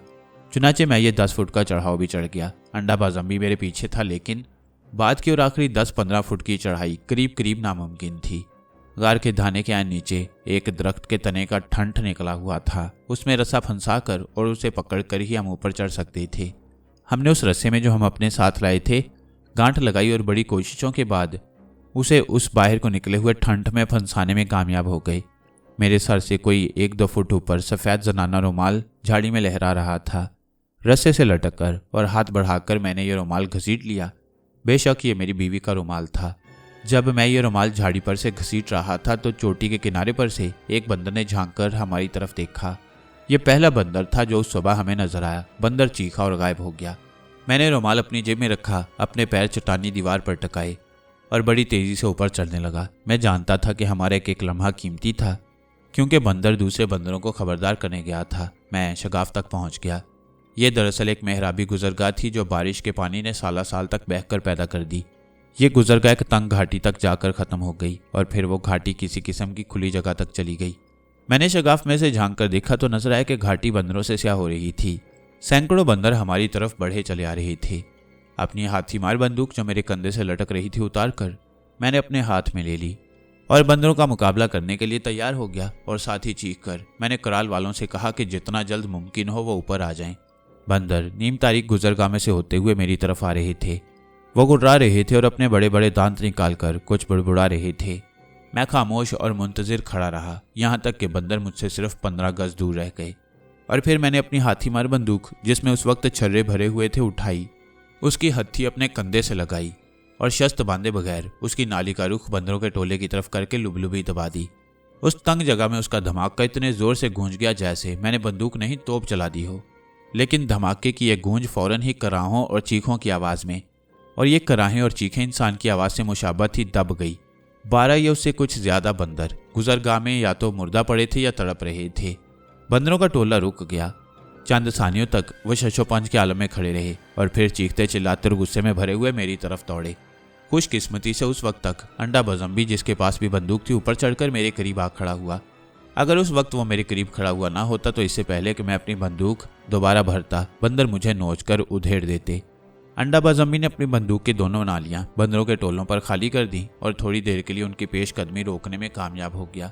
चंद मिनटों के बाद बंदर फिर आगे बढ़े और बड़ी बेखौफी से। उस वक्त 2 कराल वाले भी जिनके पास बंदूकें थी ऊपर चढ़ आए थे, और अगर वो दोनों ऊपर ना गए होते तो इस दफा भी बंदरों ने यकीनन मेरे और अंडा बजम्बी के टुकड़े उड़ा दिए होते। मैं अपनी बंदूक भरने में कामयाब हो गया। बंदर बहुत करीब आ चुके थे, चुनाचे मैंने जल्दी से बंदूक उठाकर फायर कर दिया। इस दफा चूंकि मैंने बहुत करीब से बंदूक चलाई थी, इसलिए छर्रों ने तबाही मचा दी। चीखों, गुर्राहट और खुखियारों की आवाज़ों से फिजा गूंज उठी और हमारे कानों के पर्दे फटने लगे। मुझे तो यूं मालूम हुआ जैसे हमारा मुकाबला बंदरों से नहीं बल्कि भूतों से था। और सच तो यह है कि उस अंधेरी गुजरगाह में बंदरों की थूथनियां, चमकते हुए दांतों और अंगारा सी आंखें ऐसी मालूम हो रही थी जैसे वो भूत ही हों जिन्होंने बंदरों का रूप इख्तियार कर रखा हो। इस आखिरी फायर ने उन्हें खौफजदा कर दिया और बड़ी तेजी से पसपा हुए और भागते वक्त अपने चंद जख्मियों को भी अपने साथ घसीट ले गए। और इस तरह हमारे साथियों को ऊपर चढ़ाने का वक्त मिल गया। चुनाचे थोड़ी ही देर बाद हमारे तमाम साथी ऊपर पहुंच चुके थे और हम उस गुजरगाह में दाखिल हो रहे थे जो एक तंग घाटी में पहुंच गई थी। उस घाटी की तह में भी पानी का रास्ता था और उसकी दीवारें अमूदी न थीं। अलबत्ता पानी का ये रास्ता 100 गज लंबा था और इसके दोनों किनारों पर अमूदी चट्टानें थीं। मैंने घाटी की दीवारों की तरफ देखा। उन पर बंदरों के सही मायनों में ठठ लगे हुए थे। वो चीख रहे थे, दांत निकूस रहे थे और गुस्से में अपने सीने पर 2 हत्थड़ मार रहे थे। मैंने पानी के रास्ते की सीध में देखा बंदरों के एक टोले के साथ, जो शायद उसके बॉडीगार्ड थे, हांड्रिका भाग रही थी। उसके बाल हवा में उड़ रहे थे। बुशरे से वहशत और पागलपन अयान था और वो अपने हाथों पर बेहोश टोटा को उठाए हुई थी। उसने हमें देख लिया। उसकी आंखों से शोले निकलने लगे और मुंह से कफ जारी हो गया। वो बुलंद आवाज में चीख पड़ी। उसकी ये चीख मुझे तो एक बेमायनी चीख ही मालूम हुई, लेकिन बंदरों के लिए हांड्रिका की ये चीख यकीनन बेमायनी न थी, क्योंकि ये उनके लिए एक हुक्म था। वो फौरन ही अपने काम में जुट गए, यानी ऊपर से बड़े बड़े पत्थर लुढ़काने लगे। एक पत्थर मेरे करीब से गुजरता हुआ मेरे पीछे खड़े हुए काफिर के जा लगा। दूसरा मेहराब की छत पर से सीधा एक कराल वाले के सर पर पड़ा। उसकी खोपड़ी पाश पाश हो गई। वो उसी जगह तड़प कर मर गया। अंडा बजम्बी ने हांड्रिका को मार गिराने के लिए अपनी बंदूक उठाई और लुबलुबी दबा दी। मैंने फौरन उसकी बंदूक की नाल पकड़कर उसका रुख दूसरी तरफ कर दिया। गोली हांड्रिका के न लगी। ये क्या करते हो अंडा बजम्बी? मैंने चीख कर कहा। हांड्रिका की गोद में टोटा है, गोली उसे लग जाएगी। और अब मैंने चीख कर कराल वालों से कहा कि वो फैलकर घाटी की एक दीवार से दूसरी दीवार तक सफ बना लें। अपने 2 साथियों की मौत ने उन्हें गुस्सा और जोश दिला दिया। मैं उस सफ के आगे था। मेरे साथ अंडा बजम्बी और 2 काफिर थे जिनके पास बंदूकें थीं, और अब मैंने आम हमले का हुक्म दिया। असल जंग तो अब शुरू हुई। ये कहना मुश्किल है कि ज्यादा बहादुरी का सबूत किसने दिया, कराल वालों ने या बंदरों ने। बहरहाल काफिर बुलंदियों की तरफ बढ़े। हांडरिका टोटा को ढाल की तरह अपने सामने किए इधर उधर दौड़कर बंदरों को उकसा रही थी और जोश दिला रही थी। चुनाचे बंदर भी ढलानों पर से हमलावरों की तरह धंस आए और इंसानों और बंदरों के दरमियान एक अजीब जंग का आगाज हो गया। ऐसी जंग दुनिया के किसी हिस्से और किसी दौर में न लड़ी गई होगी। दर्जनों बंदर काफरों के भालों में छिद कर रह गए और बहुत ज्यादा हमारी बंदूकों की गोलियों से मारे गए। इसके बावजूद उनका सैलाब न थमा। इससे ये ना समझ लेना चाहिए कि हमारे आदमी नहीं मारे गए। कभी कभी हमारे किसी आदमी का पैर फिसल जाता या किसी को बंदर पकड़कर ऊपर घसीट लेते और फिर बंदर उस पर टूट पड़ते और उसे इस तरह भंबोड़ कर खत्म कर देते जिस तरह कुत्ता चूहे को भंबोड़ डालता है। इस तरह हमारे 5 आदमी मारे गए और एक दफा एक बंदर मेरे हाथ से भी लटक गया और अपने नौकीले दांत मेरे बाजू में खबो दिए। लेकिन खुशकिस्मती से एक काफिर ने भाला मारकर उस बंदर का खात्मा कर दिया, वरना अगर कहीं मैं लड़खड़ा कर गिर पड़ता तो बंदर मुझ पर टूट पड़ते और मुझे सर से पैर तक उधेड़ कर रख देते। आखिरकार इस जंग का खात्मा हो गया। यकायक बंदर पसपा हुए, वो खौफजदा हो गए थे। वो सहम गए थे और हांडरिका की चीखों पर कोई ध्यान ना देते हुए बड़ी बदहवासी से भाग रहे थे। लेकिन चंद बंदर ऐसे भी थे जिन्हें भागते हुए शर्म आई या उन्होंने बुजदली पर बहादुराना मौत को तरजीह दी। चुनाचे अपने हाथों से अपना चेहरा ढक कर बैठ गए कि काफिर अपने भालों से उनका खात्मा कर दें। हांडरिका ने जब देखा कि जंग का फैसला हमारे हक में हुआ है तो वो टोटा को फेंक कर भागती हुई हमारी तरफ आई। उस वक्त वो पागलपने का मुकम्मल तरीन नमूना बनी हुई थी। मैंने अपनी बंदूक उठाई लेकिन उस पर गोली ना चला सका। आखिर वो एक पागल ही तो थी, आधी बंदर और आधी औरत। उसने छलांग लगाई, वो हवा में बुलंद हुई। मैं तेजी से एक तरफ हट गया। चुनाचे वो मेरे पीछे खड़े हुए अंडा बाजंबी पर जा पड़ी। अंडा बाजंबी लुढ़क कर धम से गिरा। हांडरिका उसे गिराकर गुजरगाह में घुस पड़ी। उसके साथ वो चंद बंदर थे जो जिंदा रह गए। हांडरिका और ये बंदर गुजरगाह में तेजी से भागते हुए उसके थाने से बाहर निकले और हमारी नजरों से ओझल हो गए। जंग खत्म हो चुकी थी और मैदान हमारे हाथ रहा। हमारे कुल 7 आदमी मारे गए और चंद बुरी तरह से जख्मी थे। इसके अलावा हम में से एक भी ऐसा न था जिसने बंदर के नाखूनों और दांतों का मजा न चखा हो। बंदर कितने मारे गए ये हमें मालूम न हुआ क्योंकि उन्हें शुमार करने के लिए वहां न रुके। अलबत्ता वो बहुत ज़्यादा मारे गए थे और मैं समझता हूँ कि जंग के बाद कई बरसों तक बाबियान पहाड़ पर बंदरों की तादाद बहुत कम रही होगी। उस दिन के बाद से लेकर आज तक मेरे दिल से बंदरों का खौफ दूर नहीं हुआ। अब मैदान साफ था, चुनाचे हम आगे बढ़े, तेजी से आगे बढ़े। हमने टोटा को उठा लिया। मेरा ख्याल था कि वो बेहोश हो गई है, लेकिन वो बेहोश न थी बल्कि खौफ से उसके हवास मख्तल थे और वो बोल ना सकती थी। उसे कहीं कोई जख्म और चोट ना आई। कई हफ्तों के बाद ही उसके असाब सुकून पजीर हुए और वह बोलने और समझने के काबिल हो सकी। अगर उसकी उम्र ज़्यादा होती और अगर वो हांडरिका को जानती ना होती तो मैं समझता हूँ कि वो कभी अपने आप में ना आती। बहरहाल टोटा ने मुझे पहचान लिया और मुझसे लिपट गई। उसने मेरी गर्दन में बाहें पहना दी और मुझसे यूं लिपटी हुई थी कि मैं इस खौफ से उसे किसी और की आगोश में देने की जुर्रत न कर सका कि मुबादा उसका खौफ और भी बढ़ जाए। चुनाचे मैं उसे अपनी गोद में लिए आगे बढ़ा। उस वक्त जो खौफ और जो खदशात मेरे दिल में सर उठा रहे थे उसे आप नजूमी समझ सकती हैं। क्या मैं स्टेला को जिंदा पाऊंगा? हांडरिका ने हसद की आग में उसे कत्ल तो ना कर दिया होगा? बंदरों ने उसकी खाल तो ना उधेड़ दी होगी? और हम उसे तलाश भी कर सकेंगे या नहीं? बहरहाल इन सवालों का जवाब जाहिर है कि मुझे बहुत जल्द मिल जाने वाला था। टोटा को गोद में उठाए मैं संगलाख घाटी में आगे बढ़ता रहा। मैं अपने साथियों से बहुत आगे था क्योंकि उम्मीदों भीम ने मुझे पर लगा दिए। हम घाटी में से निकल आए और एक अजीब बल्कि गैर मामूली किस्म का मंजर हमारी नज़र के सामने था। हम एक कुदरती एम्फी थिएटर में निकल आए थे जो इंसान के बनाए हुए बड़े से बड़े एम्फी थिएटर से 3 गुना बड़ा था। उसकी दीवारें अमूदी चट्टानों की थीं जो 1 से 200 फुट तक बुलंद होती चली गई थीं। उन चट्टानों की आगोश में जो मैदान था वो हैरत अंगेज हद तक हमवार था, जिसमें सायादार दरख्त और खुदरो फूलों की झाड़ियाँ उगी हुई थीं और मैदान को 2 बराबर हिस्सों में तकसीम करता हुआ एक निर्मल चश्मा बह रहा था। हम उस मैदान में पहुंचकर बिखर गए और हर जगह स्टेला को तलाश करने लगे क्योंकि टोटा हमें यह बताने के काबिल ही न थी कि स्टेला को कहाँ छुपाया गया था। आधे घंटे तक हम उसे तलाश करते रहे। एम्फी थिएटर की एक एक दीवार पर नज़र दौड़ाते रहे कि शायद कहीं कोई शगाफ, कोई गार या कोई दराड़ नज़र आ जाए, लेकिन हमें कुछ नज़र न आया। मैंने अंडा बाजंबी से पूछा, लेकिन यहाँ उसका इल्म भी धरा रह गया। उसने सिर्फ इतना कहा कि सितारा इसी जगह है और एक गार में है, लेकिन वो ये ना बता सका कि गार कहाँ है और किस तरफ है। आखिरकार हम उस एम्फी थिएटर की चोटी पर पहुंच गए। हमारे सामने एक और चट्टानी दीवार थी जिसके निचले हिस्से पर झाड़ियाँ और मुख्तलिफ किस्म की बेलें थीं। मैं उस दीवार के मुतवाजी चलने और बुलंद आवाज़ में स्टेला को पुकारने लगा और फिर मेरा दिल एक धड़कन भूल गया। मेरा ख्याल है कि मैंने अपने पुकार के जवाब में एक आवाज़ सुनी थी, एक बेहद हल्की आवाज़। मैं दौड़कर उस जगह पहुंचा जहां से आवाज़ आई थी। मैंने फिर स्टेला को पुकारा और फिर जवाब आया। यह मेरी बीवी की आवाज़ थी जो जैसे चट्टान में से आ रही थी। मैं चट्टान के करीब पहुंचा और झाड़ियों और बेलें हटा हटा कर देखने लगा, लेकिन कहीं कोई गार या शगाफ नजर न आया। पत्थर हटाओ, स्टेला की आवाज़ ने चीख कर कहा। गार के धाने पर पत्थर रखा हुआ है। मैंने भाला उठाया और उसे चट्टान में यहाँ वहाँ झोंकने लगा। दफअतन एक जगह भाला झाड़ियों में घुस गया। मैंने झाड़ियाँ इधर उधर हटाई तो एक बड़ा सा पत्थर नजर के सामने था। ये पत्थर लुढ़काकर गार के धाने में फंसा दिया गया था और इस उम्दगी से धाने में बैठ गया था कि गौर से देखने के बावजूद चट्टानी दीवार से अलग ना मालूम होता था और उस पर बेलें और झाड़ियाँ लटक रही थीं। चुनाचे अगर स्टेला ने मेरी पुकार का जवाब ना दिया होता तो हम उम्र भर इस गार को तलाश न कर सकते। हमने पत्थर को एक तरफ लुढ़का दिया। पत्थर के पीछे एक रास्ता सा था जो पानी के मुसलसल बहने की वजह से घिस गया था। मैं धड़कता दिल लिए उसी रास्ते पर चल पड़ा।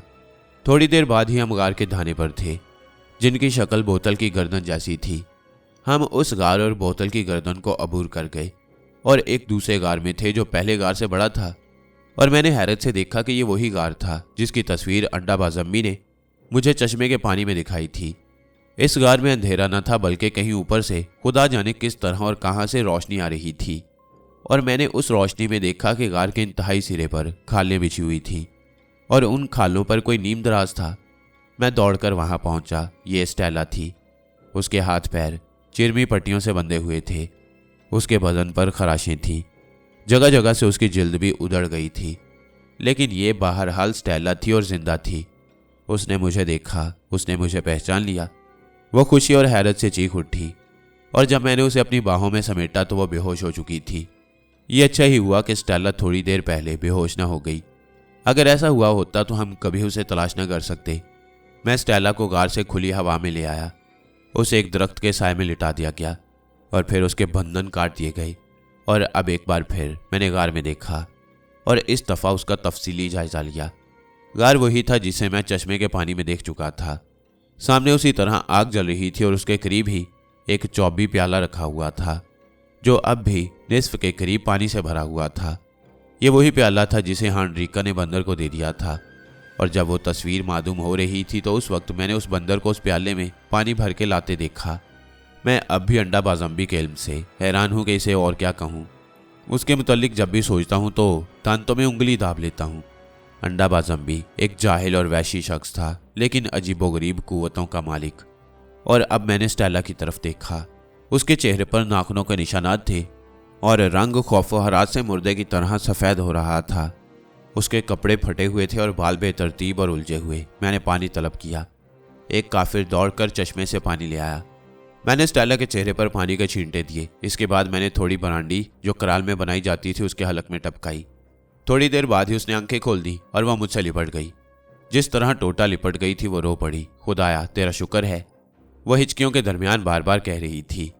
थोड़ी देर बाद उसे ज़रा सुकून हुआ तो मैंने उसे और टोटा को वो खाना खिलाया जो मैं अपने साथ लाया था, और आज मैंने भी शकम सेर होकर खाया और खुदा का शुक्र अदा किया, क्योंकि पिछले 24 घंटों में मैंने सिर्फ चंद लुकमे ही खाए थे। खाने से फारिग होकर स्टेला का मुंह हाथ धोए और जहां तक मुमकिन था अपने चीथड़े लिबास को ठीक किया, और जब वो इस काम में मसरूफ़ थी तो मैं उससे सवालात पूछ रहा था, और रफ्ता रफ्ता मैं उससे तमाम वाक़यात की तफसील मालूम करने में कामयाब हो गया। मालूम हुआ कि गुज़िश्ता दोपहर के वक्त जब वो सामान सफ़र दुरुस्त कर रही थी तो सामान बांधते बांधते उकता गई। चुनाचे उसने सोचा कि अपने वालिद की कब्र पर ही हो आए, और इसी इरादे से वो टोटा को साथ लेकर झोंपड़ी से बाहर आई और कब्र पर फूल चढ़ाने के लिए कब्रिस्तान की तरफ चली। तो दोनों कुत्ते भी उसके साथ हो लिए। चूँकि हम दूसरे दिन अलग सुबह ही कराल से रवाना होने वाले थे, इसलिए स्टेला ने अपने मरहूम बाप की कब्र को आखिरी सलाम करने और उनकी रूह से रुखसत होने जा रही थी, क्योंकि उसे एहसास था कि अब शायद ही उसे इस तरफ आना नसीब हो। फूल चढ़ाने का ख्याल उसे बाद में आया। चुनाचे उस बाग में से गुजरते वक्त फूल तोड़ लिए। स्टेला, टोटा और दोनों कुत्ते कब्रिस्तान में पहुंच गए। उसने फूल कब्र पर रख दिए और कब्र के करीब ही सर झुकाकर बैठ गई और दुआ में मसरूफ हो गई। टोटा बिल्ली के बच्चे की तरह खलंडरी लड़की थी। एक जगह बैठे रहना उसे पसंद न था। चुनाचे वो खेलती हुई एक तरफ चली गई। स्टेला आंखें बंद किए बैठी थी। उसने टोटा को जाते ना देखा। कुत्ते भी एक जगह बैठे बैठे उकता गए। वो भी दुम हिलाते टोटा के पीछे पीछे चल दिए। थोड़ी देर बाद ही स्टेला ने कुत्तों को भौंकते सुना। कुत्ते ऊंची आवाज़ और बड़े गुस्से में भौंक रहे थे। उनकी आवाज़ तकरीबन 150 गज दूर से आ रही थी। और फिर स्टेला ने टोटा को चीखते सुना और अब कुत्तों ने भौंकना बंद करके खौफ से गुर्राना और तकलीफ से चीखना शुरू कर दिया। स्टेला उठी और तेजी से उस तरफ भागी जिस तरफ से आवाज़ें आ रही थीं। थोड़ी देर बाद ही वो वहां पहुंच चुकी थी और वहां उसने देखा कि एक भूतनी रोती, चीखती और तड़पती हुई टोटा को पकड़े खड़ी थी। उस भूतनी ने बंदरों की खाल पहन रखी थी। स्टेला ने उस भूतनी को पहचान लिया। ये कोई और नहीं बल्कि खुद हांड्रिका थी। हांड्रिका के चारों तरफ बहुत से बंदर 2 अलग अलग ढेरों में लुढ़क रहे थे, गेंदों की तरह। और उन गेंदों का मरकज वो दोनों कुत्ते थे जो स्टेला के साथ आए थे। जब स्टेला वहां पहुंची तो बंदर कुत्तों को उधेड़ने और फाड़ने में मसरूफ थे। हांड्रिका, क्या मतलब है इसका? स्टेला ने चीख कर कहा, यहाँ क्या कर रही हो तुम इन बंदरों के साथ? ये टोटा को क्यों पकड़ रखा है तुमने? हांड्रिका ने स्टेला की आवाज़ सुनी और सर उठाकर उसकी तरफ देखा। उसकी आंखों में वैश्याना चमक थी। स्टेला को यह समझते देर न लगी कि हांड्रिका पागल हो चुकी है। हांड्रिका ने टोटा को फेंक दिया। टोटा फौरन उठकर स्टेला की तरफ भागी और उसे अपने सीने से लगा लिया और दूसरे लम्हे हांड्रिका स्टेला से लिपट चुकी थी। स्टेला ने अपने आप को छुड़ाने की हर मुमकिन कोशिश की। अपनी बिसात से ज्यादा जोर लगाया लेकिन अपने आप को हांड्रिका की गिरफ्त से आज़ाद न करा सकी। बाबियान फराव में 10 औरतों जितनी कुव्वत थी। उसने स्टेला और टोटा को बेक वक्त यूं उठा लिया जैसे किसी हल्की फुल्की चीज को उठा रही हो। वो उन्हें उठाकर भागी और चश्मे में उतर गई कि कदमों के निशानात उन लोगों को न मिले जो स्टेला और टोटा की तलाश में आए। अलबत्ता बंदर जो चश्मे में उतरे न थे, चश्मे के किनारे किनारे हांड्रिका के साथ भाग रहे थे। कुत्तों के साथ जो जिद्दोजहद हुई उसमें सिर्फ एक बंदर मारा गया। और ये मैं बता चुका हूं कि कुत्तों की धज्जियों के करीब हमें एक बंदर पड़ा मिला था जो आखिरी सांस ले रहा था। स्टेला ने बताया कि उस दिन के बाद जो रात आई वो उसके लिए एक भयानक ख्वाब से कम न थी, हकीकत से ज्यादा एक ख्वाब परेशान। चुनाचे उस रात के वाकयात उसे याद न थे और वो मुझे बता भी ना सकी। अलबत्ता उसे कुछ धुंधला सा ख्याल था कि उसे बेशुमार घाटियों और पत्थरों और ढलानों पर से किसी तरफ ले जाया जा रहा था और चारों तरफ से बंदरों के गुर्राने और खूंखां करने की आवाज़ें आ रही थीं। स्टेला ने अंग्रेजी और मुकामी ज़ुबान में हांड्रिका से दरख्वास्त की वो उसे और टोटा को छोड़ दे, लेकिन वो औरत, बशर्ते कि हम उसे औरत कह सकें। मालूम होता है अपने पागलपन में ये ज़ुबानें भी भूल चुकी थी। जब भी स्टेला उससे कुछ कहती या गिड़गिड़ाती तो वो हांड्रिका उसे चूम लेती और अपने पंजों से उसके बालों में कंघी सी करने लगती, लेकिन उसकी बात ना समझती। इसके बावजूद वो बंदरों से बातें कर सकती थी और कर रही थी। वो उन्हें हुक्म देती और बंदर बड़ी फर्मा बरदारी से उसके हर हुक्म की तामील करते। इसके अलावा वो बंदरों को स्टेला और टोटा के करीब आने ना देती। उन्हें छूना तो खैर दूर की बात है। एक दफ़ा एक बंदर ने करीब आकर स्टेला को छूने की कोशिश की तो हांड्रिका ने करीब पड़ी हुई किसी दरख्त की खुश्क टहनी उठाकर बंदर के सर पर इस जोर से मारी कि बंदर बेहोश हो गया। हांड्रिका में ध्योनी की सी कुव्वत थी, ताहम वो भी थक जाती थी और उस वक्त वो स्टेला को ज़मीन पर बिठाकर खुद सस्ताने लगती। ऐसे ही मौका पर स्टेला ने 3 दफ़ा फरार होने की कोशिश की, लेकिन तीनों दफ़ा हांड्रिका ने दौड़कर उसे पकड़ लिया। हांड्रिका उसे घसीटती और स्टेला अपने आप को छुड़ाने की कोशिश करती रही और इसी किस्म की जिद्दोजहद में उसके कपड़े फट गए। आखिरकार सूरज तुलू होने से कुछ पहले वो उस ज़बरदस्त चट्टान के कदमों में पहुंच गई और सूरज के तुलू होते ही चढ़ाई शुरू हो गई। जहां तक चढ़ाव ढलवान था वहां तक तो हांड्रिका उन दोनों को घसीट घसीट कर ऊपर चढ़ती रही। आखिरकार वो उस जगह पहुंच गए जहां चट्टान अमूदी थी। ये वही जगह थी जहां से हमने भी रस्सा इस्तेमाल किया। हांड्रिका ने अपनी कमर पर चिरमी पट्टियां लपेट रखी थीं। चुनाचे वहां पहुंचकर उसने पट्टियां खोली, आपस में गिरहा लगाकर उनका एक लंबा रास्ता सा बनाया और उसका एक सिरा स्टेला की बगल के नीचे से गुजार कर उसके कंधे से बांध दिया। चट्टान अमूदी थी लेकिन बंदरों के लिए उस पर चढ़ना कुछ मुश्किल न था। उन्होंने एक उभरे हुए पत्थर पर खड़े होकर छलांग लगाई और दरख्त के उस ठंड को पकड़ लिया जो गार के धाने के नीचे था और इस तरह ऊपर पहुंच गई। हांडरिका ने भी उन बंदरों की तकलीद की। वह चिरमी पट्टी का दूसरा सिरा पकड़कर उभरे हुए पत्थर पर जा चढ़ी और वहां से छलांग लगा दी। ठंड पर एक बंदर हांडरिका की मदद के लिए तैयार बैठा था। उसी वक्त स्टेला को ख्याल आया कि शायद मैं उसे तलाश करता हुआ आ जाऊं।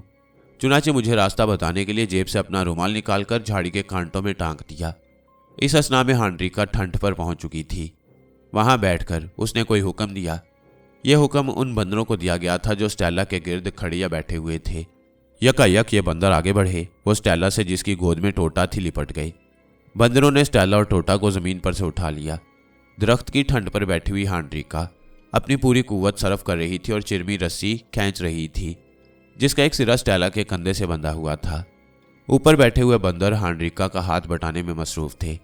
हवा में झूलती हुई स्टेला 2 दफा चट्टानी दीवार से टकरा गई। दूसरी दफा तो इतने जोर से टकराई कि उस पर गशी तारे होने लगी और उसे खौफ हो चला कि टोटा उसके हाथों से छूटकर नीचे न जा पड़े। बहरहाल उसने टोटा को मजबूती से पकड़े रखा और आखिरकार हांडरिका और बंदर उसे ऊपर खींचने में कामयाब हो गए। इसके बाद स्टेला ने सिलसिला कलाम जारी रखते हुए कहा, मुझे याद नहीं क्या हुआ, शायद मैं बेहोश हो गई थी, शायद मुझ पर गनूदगी तारी हो गई। बहरहाल जब मुझे होश आया, या यूं कहूं कि जब मैंने आंखें खोली, तो अपने आप को एक नीम तारीक गार में खालों में पड़ा पाया। मेरे पैर बंधे हुए थे और हांडरिका मेरे करीब बैठी हुई मुझे देख रही थी। सामने गार का धाना था और उसमें से बहुत से बंदर बार बार गार में झांक रहे थे।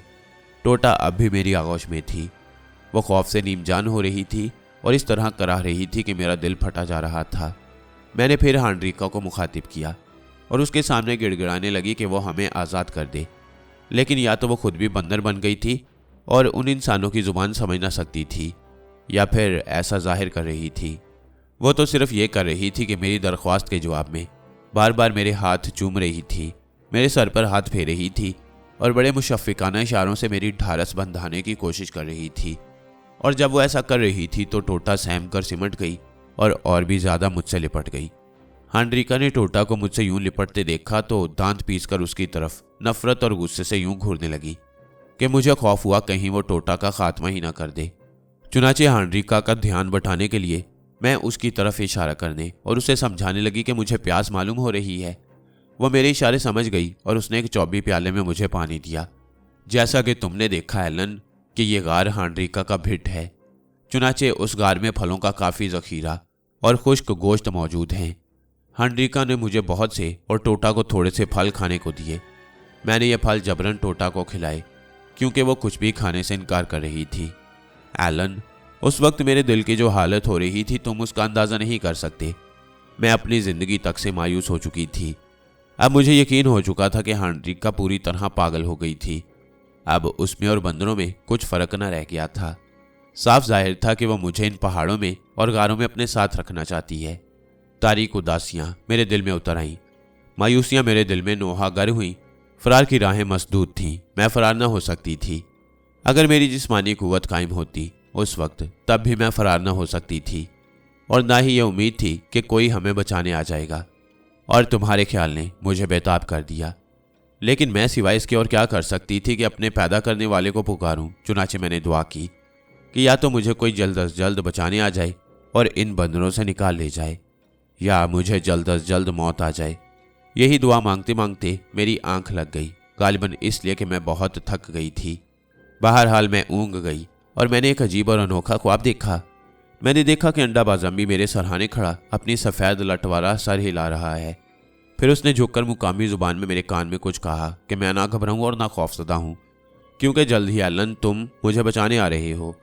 उसने कहा कि जब तक मैं हांडरिका को खुश रखूँ, उससे लगावट की बातें करूँ और यूं जाहिर करूँ जैसे मैं उसे खफा नहीं बल्कि बहुत खुश हूँ, और इस तरह उसे अपने करीब से हटने न दूँ।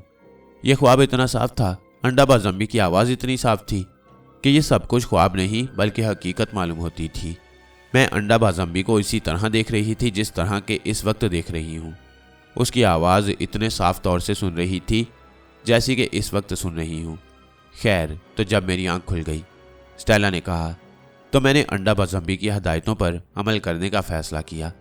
मैंने हांडरिका का हाथ अपने हाथ में ले लिया और उसे बड़े प्यार से दबाया। वो पागल औरत मेरी इस हरकत से और भी पागल हो गई और उसने खुशी से एक वहशतनाक कहका लगाया और मेरा सर मेरे घुटनों पर रख दिया। फिर मैंने इशारों से उसे बताया कि मैं भूखी हूँ और कुछ खाना चाहती हूँ। उसने फौरन अलाव में ईंधन झोंक दिया। मैं ये बताना भूल गई कि गार में आग जल रही थी। वो यखनी बनाने लगी। मैं आहिस्ता आहिस्ता खाना खाती रही कि इसमें जितना भी वक्त निकल जाए गनीमत है, लेकिन कब तक। आखिर खाना खत्म हुआ और मैंने देखा कि हांड्रिका फिर गुस्से और नफरत से टोटा को घूर रही थी। उसके दिल में भड़कती हुई हसद की आग सर्दना हुई थी। वो बार बार टोटा और फिर उस चाकू की तरफ देख रही थी जो खुद उसकी हांड्रिका की कमर से बंधा हुआ था। मैंने ये चाकू पहचान लिया। ये वही चाकू था, मेरे सरताज, जिसे हांड्रिका ने खुद तुम्हें उस रात कत्ल करने की कोशिश की थी, जिसकी सुबह हमारी शादी होने वाली थी। फिर गार के बाहर बंदरों ने शोर मचा दिया। ऐसा शोर वो उसी वक्त मचाते हैं जब गुस्से में होते हैं। और फिर मेरे सरताज, मैंने तुम्हारी हाथीमार बंदूक का धमाका सुना और मेरे प्यारे, धमाके की यह आवाज़ मुझे दुनिया की किसी भी आवाज़ से ज़्यादा शीनी और हयात बख्श मालूम हुई। हांड्रिका ने भी आवाज़ सुन ली। वो एकदम से उछलकर खड़ी हुई और चंद लम्हों तक खड़ी रही और फिर यकायक उसने टोटा को मेरी आगोश से घसीट लिया और उसे उठाकर बाहर भागी। मैं टोटा के अंजाम का ख्याल करके कांप गई। थोड़ी देर बाद ही मैंने बड़े से पत्थर के लुढ़कने की आवाज़ सुनी। गार में अंधेरा छा गया और मैंने समझ लिया कि पत्थर गार के धाने पर रख दिया गया है और अब शोरोगुल, हत्ता कि तुम्हारी हाथीमार बंदूक के धमाकों की आवाज़ भी ऐसी सुनाई देती थी जैसे बहुत दूर से आ रही हो। और फिर मैं कुछ ना सुन सकी, कोई आवाज़ मेरे कान तक ना पहुंच सकी। आखिरकार मैंने तुम्हारी आवाज़ सुनी, तो मुझे पुकार रहे थे। यह आवाज़ भी चूंकि चट्टान और पत्थर की दरार में से होकर मुझ तक पहुंची, बहुत मध्यम थी। मैंने अपने फेफड़ों का पूरा जोर लगाकर तुम्हारी उस पुकार का जवाब दिया और बाद के वाक़यात से तो तुम वाकिफ़ ही हो। शुक्र है, खुदाया शुक्र है तेरा मेरे सरताज, मेरी जान, शुक्र है कि तुम आ गए, शुक्र है कि तुम आ गए। स्टेला ने अपना सर मेरे सीने पर रख दिया और फूट पड़ी। स्टेला और टोटा दिमागी और जिस्मानी तौर पर इस कदर थक चुके थे कि सफ़र के काबिल न थे। चुनाचे उस रात हमने उसी जगह बंदरों के घर में क्याम किया, लेकिन किसी भी बंदर ने हमें परेशान न किया। स्टेला गार में सोने के लिए तैयार न थी। उसने कहा कि गार से उसे घिन और खौफ आता है। चुनाचे मैंने उसका बिस्तर एक दरख्त तले लगा दिया। दूसरी सुबह हम इस मनहूस मुकाम से रवाना होकर कराल की तरफ चल पड़े। गुज़िश्ता कल मैंने चंद काफिरों को कराल की तरफ दौड़ा दिया था कि वो सीढ़ी लेकर वापस आ जाएं। चुनाचे जब हम अमूदी चट्टान की चोटी पर पहुंचे तो वो लोग वापस आ चुके थे और नीचे खड़े हमारा इंतज़ार कर रहे थे। चूंकि सीढ़ी लगा दी गई थी इसलिए जाहिर है अब नीचे उतरना आसान था। स्टेला चोटी के किनारे पहुंचकर अपनी डोली में से जो हम अपने साथ लाए थे निकल आई। पहले हमने डोली नीचे पहुंचाई, फिर स्टेला संभल संभल कर सीढ़ी के जरिए नीचे पहुंची और वहां फिर डोली में सवार हो गई। किस्सा मुख्तसर, हम बखैर खूबी कराल तक पहुंच गए।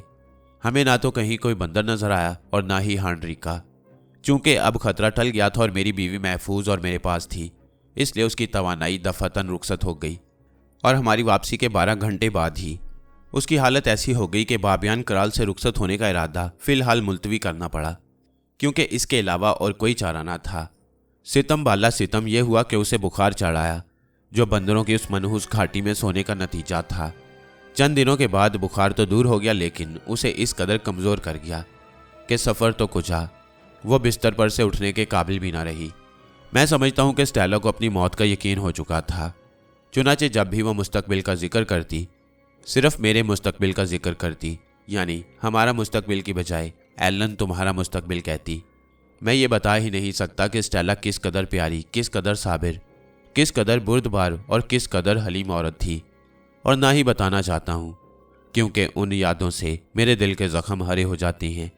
अलबत्ता इतना ज़रूर कहूँगा कि अगर दुनिया में कभी कोई मुकम्मल तरीन औरत आई है, अगर खुदा ने किसी औरत को मुकम्मल बनाया है, तो वो औरत मेरी बीवी स्टेला क्वार्टरमैन थी।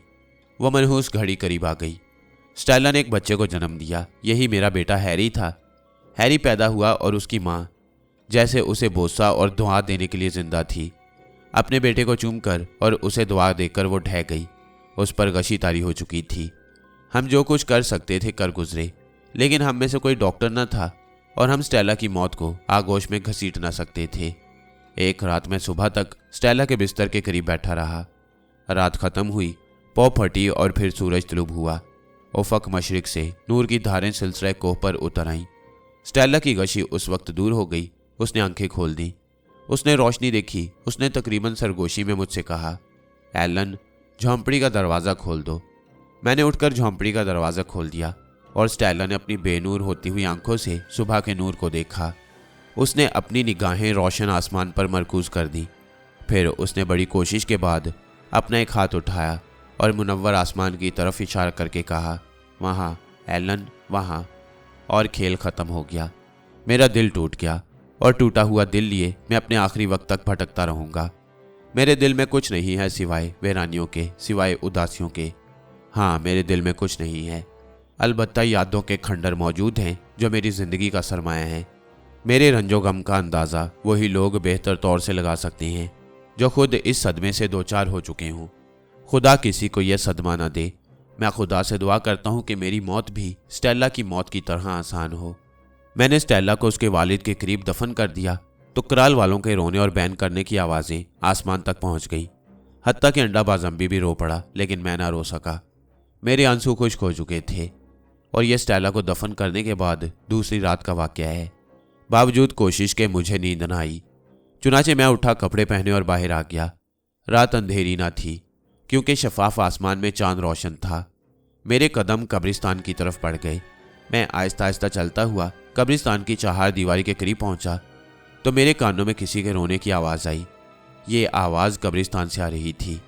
मेरे कदम रुक गए। चंद लम्हों बाद मैं फिर आगे बढ़ा और मैंने चहार दीवारी के ऊपर से कब्रिस्तान में देखा। सामने स्टेला की कब्र थी और उसके करीब कोई बैठा कब्र के तख्तों को अपने नाखूनों से खुरच रहा था, जैसे वह तख्ते को फाड़कर कब्र खोल देगा। ये हांडरिका थी। उसकी आंखें फटी हुई थीं और बुशरे से वहशत अयां थी, और वो इस कदर दुबली हो गई थी कि वो चीथड़े जो उसने पहन रखे थे उसके कंधे पर से सिरक गए। उसका सीना उरियां हो गया तो मैंने देखा कि उसकी जिल्द पर पसलियां इस तरह नुमायां थी कि एक एक पसली गिनी जा सकती थी। दफातन उसकी नज़र मुझ पर पड़ गई। उसने कहकहा लगाया, किसी पागल का भयानक लर्जा खेज कहकहा। उसने कहकहा लगाते हुए अपना एक हाथ पटके पर रखा और दूसरे लम्हे उसके हाथ में चाकू था जिसका फल चांदनी में चमक रहा था। मैंने सोचा कि वो मुझ पर हमला करने वाली है। चुनाचे मैं अपने बचाव की तैयारियों में मसरूफ़ हो गया क्योंकि उस वक्त मैं तन्हा था। उसने मुझ पर हमला करने की कोशिश न की। वो अपना चाकू वाला हाथ सर से बुलंद किए खामोश खड़ी रही और फिर इससे पहले कि मैं कुछ समझता उसने चाकू खुद अपने सीने में दस्ते तक उतार दिया। वो लड़खड़ा कर गिरी। मैं एकदम से दीवार फलांग उसकी तरफ भागा। हांडरिका अब तक जिंदा थी। उसने अपनी आंखें खोल दी और मैंने देखा कि उनसे वहशत और पागलपन की चमक दूर हो चुकी थी। मैकोमेजन, उसने अंग्रेजी जुबान और भारी आवाज में कहा, जैसे वो बोलना कुछ भूल चुकी थी और कुछ उसे याद था। मैकोमेजन, हाँ, अब याद आया मुझे, मैं पागल हो गई थी। वो मर गई। मैकोमेजन, हाँ, मर गई, मैंने जवाब दिया। और तुमने ही उसकी जान ली है। मैंने उसकी जान ली है, मरती हुई हांडरिका ने कहा। और मैं उसे अपनी जान से ज़्यादा चाहती थी। हाँ, अब याद आया मुझे। मैं एक बार फिर हैवान बन गई थी, लेकिन अब मैं फिर इंसान बन चुकी हूँ। मैंने उसकी जान ली क्योंकि मैं उसे बहुत चाहती थी। मैंने उसकी जान ली जिसने मुझे बंदरों से बचाया। मैंने उसकी जान ली जिसने मुझे हैवान से इंसान बनाया। मैकोमेजन, मैं अभी जिंदा हूँ। मुझे ले जाओ मैकोमेजन और मुझे सजा दो, अजाब दो मुझे। मैकोमेजन, मैं तुमसे जलती थी। तुमने मेरे दिल में हसद की आग भड़का दी। उसी आग ने मुझे पागल कर दिया और मैंने उसकी जान ले ली। वो मुझे कभी मुआफ़ ना करेगी। खुदा से मुआफ़ी मांगो, उसके हजूर तौबा करो, मैंने कहा, क्योंकि हांडरिका बहरहाल ऐसा ही थी और उस वक्त मुझे उसकी हालत पर रहम आ रहा था। नहीं, मैं मुआफ़ी ना मांगूंगी, मैं तौबा ना करूंगी, उसने कहा। अगर खुदा है और उसका यहाँ इंसाफ है तो वह मुझे जलाता रहे दोज़ख में कि मैं इसी की मुस्तहिक हूँ। मैंने उसकी जान ली है जिसने मुझे इंसान बनाया। मैं उसी से मुआफ़ी चाहती हूँ, हाँ, उसी से। काश खुदा मुझे बंदर बना दे और मैं उस वक्त तक बंदर बनी रहूं जब तक वो सितारा खुद आकर मुझे मुआफ़ नहीं कर देती। हांडरिका अपने रूहानी कर्ब में रो रही थी। यह कर्ब इतना शदीद था कि वह अपनी जिस्मानी तकलीफ़ भूल गई और इसी तरह रोते रोते बाबियान फराओ हांडरिका मर गई। मैं कराल में पहुंचा और अंडा बाजम्बी को बेदार करके उसे पूरे वाक़े से खबरदार किया और उससे कहा कि वो किसी को कब्रिस्तान में हांडरिका की लाश के पास भेज दे, क्योंकि मैं उसे दफन करना चाहता था। लेकिन दूसरी सुबह जब मैं कब्रिस्तान में पहुंचा तो वहां हांडरिका की लाश ना थी। कराल वालों को हांड्रिका की मौत का पता चल गया। वो, जैसा कि मैं कह चुका हूँ, सख्त गमो गुस्से में भरे हुए थे और स्टेला की मौत ने उनका गुस्सा दोबाला कर दिया। चुनाचे उन्होंने इंतकामन हांड्रिका की लाश को कब्रिस्तान से निकालकर एक घाटी में फेंक दिया और बकिया काम गिद्धों ने पूरा कर दिया। तो ये था उस औरत का इंजाम जिसका नाम हांड्रिका था और जिसे अंडाबाजम्बी बाबियान फराव कहता था। हांड्रिका की मौत के एक हफ्ते बाद मैं बाबियान कराल से रुखसत हो रहा था। मैंने अंडाबाजम्बी को बुला भेजा और उसे कहा, अंडाबाजम्बी, अब मैं यहाँ से जा रहा हूँ। ठीक है मैकोमेजन, अब यहाँ से तुम्हारे रुखसत होने का वक्त आ गया है। यहाँ तुम्हें जो किरदार अदा करना था वो तुम कर चुके। यहाँ तुम्हें वो मुसरतें मिल गई जो तुम्हारे लिए मुकद्दर हो चुकी थी और यहाँ तुम्हें वो गम भी मिल गए जो तुम्हारी किस्मत में लिखे जा चुके थे। हाँ, और हालांकि तुम नहीं जानते, लेकिन सुख और दुख ऐसे ही हैं जैसे कि धूप और छाँव, जैसे तूफान और सुकून जो एक ही आसमान से आती हैं। चुनाचे सुख और दुख भी फिर उसी आसमान पर चले जाती हैं जहाँ से आए थे। अच्छा मैकोमेजन, अब तुम जाओ। तुम नहीं आ रहे हो मेरे साथ? मैंने पूछा। नहीं, उसने जवाब दिया। यहाँ से हमारे रास्ते अलग अलग हो जाते हैं मैकोमेजन। हम एक खास मकसद के लिए मिले थे या मिलाए गए थे। वो मकसद पूरा हो चुका। अब तुम अपने रास्ते पर जाओ और मैं अपने रास्ते जाता हूँ। शायद हमारी मुलाकात फिर कभी हो, लेकिन ये मुलाकात इस दुनिया में न होगी। चुनाचे मैकोमेजन, तुम्हारे दोस्तों में एक दोस्त और मेरे दोस्तों में भी एक दोस्त कम हो गया। ये बड़े बड़े अल्फाज हैं अंडाबाजम्बी जो तुमने कहा। हाँ, लेकिन सही हैं। बकिया हालात लिखने की मुझ में हिम्मत नहीं। मैंने अंडाबाजम्बी को बाबियान कराल का सरदार बना दिया। वो मवेशी और वो चीज़ें जिन्हें अपने साथ ना ले जा सकता था उसके हवाले की और बाबियान कराल को आखिरी सलाम करके रुखसत हुआ। टोटा मेरे साथ थी। खुशकिस्मती से उस वक्त तक उसके एहसाब सुकून पजीर हो चुके थे और वो खौफ जाता रहा जो हांड्रिका की शैतानियत की वजह से उस पर तारी हो गया। स्टेला का और मेरा बेटा, जिसका नाम बाद में हैरी रखा गया, तंदुरुस्त और हंसमुख था। खुशकिस्मती से उसे दूध पिलाने और उसकी खबरगिरी करने के लिए बाबियान कराल में से ही मुझे एक औरत मिल गई जिसे मैंने अपने साथ ले लिया। उस औरत का शौहर बंदरों से जंग करते हुए मारा गया था। आहिस्ता आहिस्ता शिकस्ता दिल लिए मैं बाबियान कराल से निकला। कुछ दूर तक बाबियान कराल की तमाम आबादी मुझे रुखसत करने आई। दिन खत्म हुआ और रात आई और ये मेरे वापसी सफ़र की पहली मंजिल थी। मैंने जिस दरख्त के नीचे पड़ाव डाला था वो वही दरख्त था जिसकी छाँव में स्टेला ने मुझे, टोटा को और अंडाबाजम्बी को बेहोश पड़े पाया। उस वक्त जब हम रेगजार को अबूर करके आए थे और प्यासे मर रहे थे। उस रात मैं सो ना सका। टोटा 1 बरस तक मेरे पास ही रही और फिर एक खातून ने उसे गोद ले लिया। ये खातून एक कर्नल की बीवी थी। मेरे इंग्लिस्तान पहुंचने से पहले ही टोटा का इंतकाल हो गया और हम इस दुनिया में ना मिल सके। वो अपने पीछे 3 बच्चे छोड़ गई। ये वाक़यात मुझे दूर, बहुत दूर मालूम होते हैं। उस वक्त मैं नौजवान था और अब बूढ़ा हूँ। एक दफ़ा, सिर्फ एक दफ़ा मैं दोबारा बाबियान कराल में गया।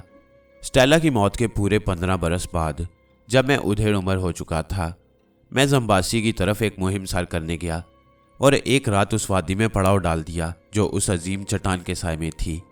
मैं अपने घोड़े पर सवार हुआ और तनहा घाटी की तरफ चल दिया और अपने दिल में अजीब उदासी महसूस करके देखा कि रास्ता जो कभी उम्दा और साफ था अब ऐसा न रहा था। उस पर झाड़ियाँ और घास उगाई थी और आबशार की आवाज़ के अलावा और कोई आवाज़ सुनाई न देती, जैसे वो मौत की वादी हो। मैं आगे बढ़ा। उस कराल में जगह जगह राख के अंबार से थे। उन अंबारों पर भी खुदरो पौधे उगाए थे और उनमें से इंसानों की खुश्क और सफ़ेद हड्डियाँ झांक रही थी। मुझे मामला समझते देर न लगी।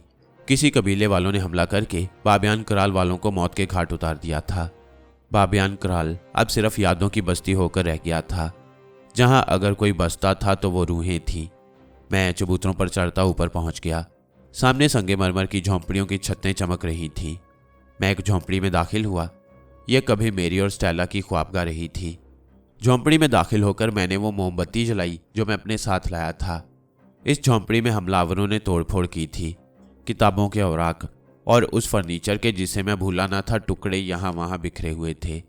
फिर मुझे याद आया कि इस कमरे में एक खुफिया मुकाम भी था जहाँ स्टेला अपनी वो चीज़ें रखा करती थी जो उसे बहुत ज़्यादा अजीज थीं। ये जगह फर्श में एक चकोर खड्ड था जिस पर पत्थर ढका रहता। मुझे यह पत्थर तलाश करते देर न लगी। मैंने पत्थर उठाया।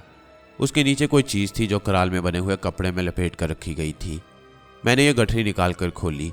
इसमें वो सफ़ेद लिबास था जो स्टेला ने मुझसे शादी करते वक्त पहन रखा था। यही जोड़ा पहनकर वो मेरी दुल्हन बनी थी। लिबास में उन फूलों की खुश्क पत्तियां मौजूद थीं जो उसने अपने गिरेबान में लगाए थे, और बालों का एक गुच्छा भी था। ये खुद मेरे बाल थे। और उस वक्त मुझे याद आया कि बाबियान कराल से रुखसत होते वक्त मैंने इस लिबास को हर जगह तलाश किया था, लेकिन वो मुझे ना मिला, क्योंकि उस वक्त मुझे यह खुफिया संदूक याद ही ना आया। लिबास अपने साथ लेकर मैं झोंपड़ी से आखिरी दफ़ा बाहर आया। अपने घोड़े को एक दरख्त से बांधकर उजड़े हुए बाग में से गुजरता कब्रिस्तान की तरफ चला। कब्रिस्तान बड़ा ही इबरतनाक मंजर पेश कर रहा था। हर जगह नरसिल उगाए थे, लेकिन मेरी प्यारी की कब्र पर एक फूलदार झाड़ी उगाई थी और फूलों की पंखड़ियां हवा के झोंकों से टूटकर स्टेला की कब्र पर गिर रही थीं। मैं आहिस्ता आहिस्ता कब्र की तरफ बढ़ा। दफतन सरसराहट और फिर चटाखे की आवाज़ सुनाई दी। एक बड़ा सा बंदर कब्र के सायों में से निकलकर भागा और नर्सलों और झाड़ियों में पहुंचकर गायब हो गया। और मैंने सोचा कि यह शायद हांडरिका का हमजाद था, जो ये अजीब सज़ा पा रहा था कि इस औरत की हड्डियों की हिफाजत क़यामत तक करता रहे, जिसकी जान उसने अपने हसद के अंधेपन में ले ली। बेशक ये अहमकाना ख्याल था, ताहम उस वक्त तो मैंने यही सोचा। कुछ देर तक मैं अपनी बीवी की कब्र पर खामोश खड़ा रहा। उस वक्त मेरे दिमाग में जो ख्यालात हजूम कर आए थे उन्हें मैं बयान करना नहीं चाहता। फिर अपनी बीवी को उस जगह जहां आबशार उसे नगमा सुनाते थे और जहां वो अजीम चट्टान उस पर अपना शफीक साया डालती थी, अबद तक सोता छोड़कर कब्रिस्तान से निकल आया और बाग में पहुंचकर मैंने वो जगह तलाश कर ली जहां हम दोनों ने एक दूसरे से इकरार मोहब्बत किया।